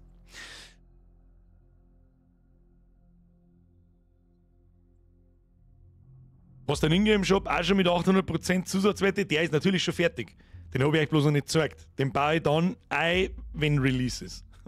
Du hättest Last Epoch Streamer. Das mag ich noch nicht versprechen, weil ich mich kenne. Ich weiß genau, was ich jetzt noch im Stream noch tue, was ich morgen, gut, morgen noch nicht den ganzen Tag, aber ab Mittag und am Freitag den ganzen Tag tue, vor dem Podcast und nach dem Podcast aufnehmen und am Samstag und am Sonntag und am Montag und am Dienstag und am Mittwoch und so weiter, dass ich wahrscheinlich dann am Freitag in einer Woche keine Lust mehr habe. Last Epoch ist doch die Diablo 4 nur in weniger gut. Oh, Herr Holzwurm, oder eventuell ist Last Epoch das Action-RPG von 30 bis 90 Entwicklern, das mit Diablo 4 den Boden aufwischt. Und zwar mit Leichtigkeit. Hat Diablo 4 einen Lootfilter? Ja, das war zu viel für die Multimillionen- oder Multimilliarden-Dollar-Firma. Hat Diablo 4 ein halbwegs anständiges Endgame? Ja, das war auch zu viel für die Multimilliarden-Dollar-Firma. Hat, wir sollen sagen, was haben wir noch? Hat Diablo 4 ein Crafting-System, ein halbwegs brauchbares? Nein, das war zwei Multimilliarden-Dollar-Firma. Und. Muss ich ganz ehrlich sagen, wer einen Funken, ich werde nicht dafür bezahlt, das ist mir wichtig, aber ich gebe gern Informationen von guten Spielen weiter. Da haben wir letzten Freitag angefangen im Stream mit Last Epoch, da haben wir nicht viel gesehen, was haben wir für Level waren, ich glaube Level 18 oder so. Mittlerweile bin ich Level 83, glaube ich. Und im Endgame angekommen. Crafting geil, Itemization super awesome. Hey, das Elementarwiderstände-System funktioniert in Last Epoch. Funktioniert das in Diablo 4 mittlerweile eigentlich? Ich glaube schon, das haben sie in Season 2 schon geändert, aber ein bisschen einstichteln muss man. Lebensab, kannst du Last Epoch empfehlen? Hat Diablo 4 Abbruch, Diablo 3 war für mich definitiv besser. Dann kann ich der Last Epoch empfehlen. Für 38 €, Alter. Und für Diablo habe ich 90 gezahlt. Weil ich kein Streamer hätte ich 70 gezahlt. Das ist nur das Einzige, was Diablo 4 hingekriegt hat. Das Einzige, was Diablo 4 hingekriegt hat, ist Atmosphäre und Grafik. Und der Fluss vom Spiel, dass sie die Fähigkeiten wuchtig anfühlen. Nicht alle, aber viele. Ich sage jetzt nicht, dass Diablo 4 durch die Bank ein beschissenes Drecksspiel ist, aber für diese große Firma ist nicht wirklich gut. Da brauchen wir nicht schmerzen. Last Epoch ist meiner Meinung nach aktuell das zweitbeste Action-RPG nach Path of Exile 1. Was Baldur's Gate sagt, sie noch nicht durch, aber fast. Ich glaube, dass ich mittlerweile langsam, aber sicher am Ende bocke. Wir sind auf Eishockey anschauen, zusehen, wie Regensburg verliert. Was? Ich bin bei dir, Last Epoch macht mehr Spaß als Diablo. Ja, mal schauen, ob ich in Last Epoch auch 200 bis 250 Stunden reinkriege. Das auch nicht vergessen. In einem halben Jahr. Ja, wenn die nächste Season ist und so weiter. Ich spiele jetzt momentan einen Minion-Necro. Ich probiere da so ein bisschen umeinander. Bin mir nicht sicher, ob ich nur Skelettbogenschützen only und so ein bisschen umeinander probieren. Habe so ein bisschen das Problem, dass ich Widerstandslöcher habe im Leere-Slot und im Gift-Slot. Da ein bisschen umbauen. Darum schaffe ich den dritten letzten Monolithen noch nicht im Endgame. Das ist ein reiner leere Boss und der macht irgendwann so einen Flächenschaden und der killt mich mit einem Ding.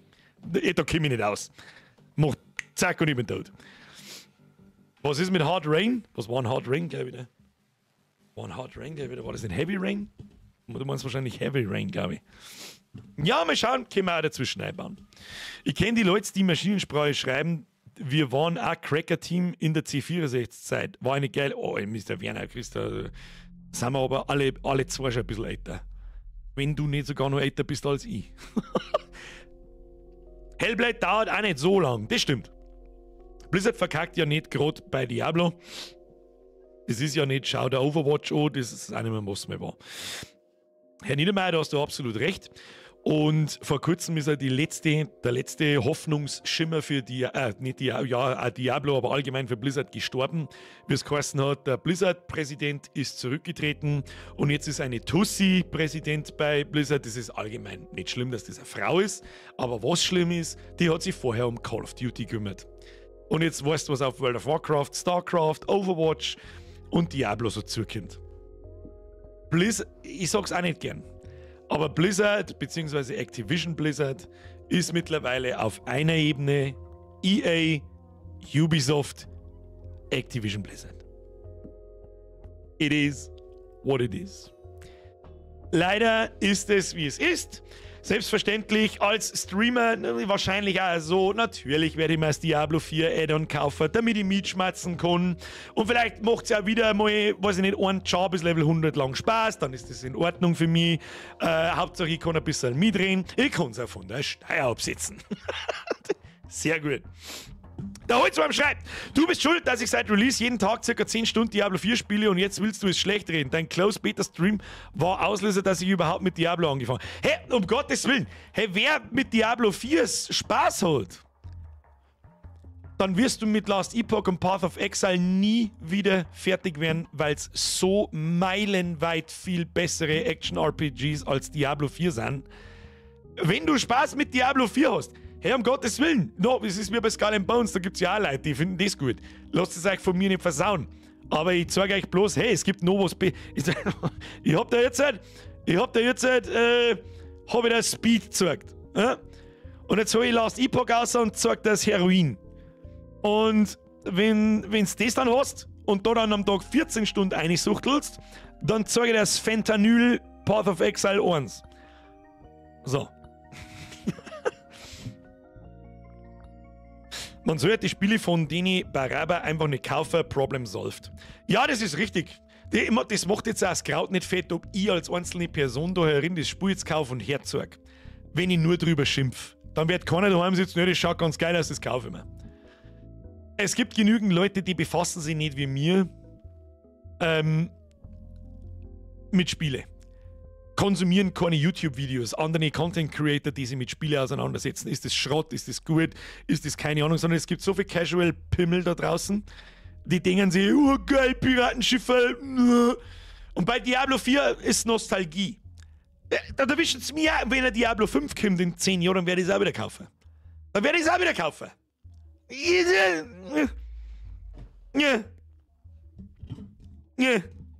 So, jetzt werden wir anschauen im Nachschau-Squad gegen. Hey, Mr. Dawuchs, da wünsche ich dir viel Spaß und ich werde mir jetzt schleiern. Halbe 11 ist schon wieder. Was haben wir jetzt wieder? Halbe Stunde da. Ja, der gute Blätschmerz geht einfach immer, gell? Der geht einfach immer.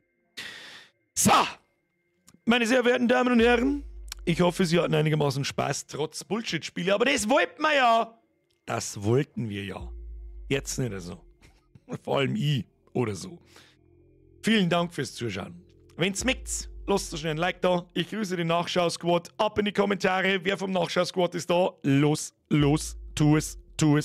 Liken nicht vergessen, Abo da lassen nicht vergessen. Glocken aktivieren nicht vergessen. Das müssen sowieso einmal alle da, die noch, mindestens noch erinnern. Bis zum Schluss. Ich bedanke mich ganz furchtbar herzlich für sämtliche Donationen. Das ist halt, glaube ich, schon wieder leicht aus dem Ruder gelaufen. Bin ich mir nicht so hundertprozentig sicher.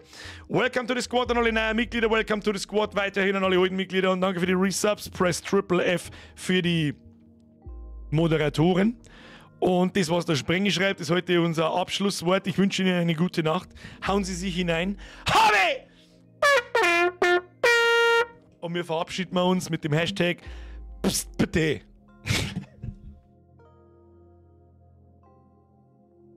Jetzt hab ich mich schon wieder angekratzt. So, schauen wir mal, wie gut das Standbattle heute wird. So, Jazz, Schluss jetzt zu solch später Stunde. Hab bei Last Epoch jetzt 54 Stunden seit Samstag. Was? Ist das technisch überhaupt möglich? Da ein bisschen flunkern. Muss ich nachrechnen? Wie viele Tage sind denn das? Samstag, Sonntag, Montag, Dienstag, ja gut. Ja gut, geht. Da musst aber, ja gut, da musst du wirklich, leck mir Mosch. Was hab ich? Ich schau nochmal nach. Einen Tag habe ich auslassen, am Sonntag habe ich fast gar nicht gespielt, muss man auch dazu sagen. Jetzt hätte ich fast gesagt 11 Minuten, dabei waren wir bei krumm. Warte mal, Startseite, lass die packen wo? Ich hab 37 Stunden und bin Level 83. Muss allerdings gestehen, ab Level 70 fangen das Leveln sie an ein bisschen zum Ziehen. So, jetzt ist Ruhe, ich hab mich gerade verabschiedet, was labert ihr? Sonst Scheiß, ich wünsche dir Totem-Schamane macht so Bock. Ich hab noch mit einem Major gefangen. Oh, Level 88. Nach 4 bist du doch um einiges langsamer wie ich. Außer das Leveln zahlt sich jetzt noch Ärger. Ab Level 3. Oh, ist geil. Hashtag pstpd. Dankeschön. Hat sich eine. Schauen wir mal, wie dumm das Abschlussbattle heute wird. Ich probier's. Meins ist gut! Okay!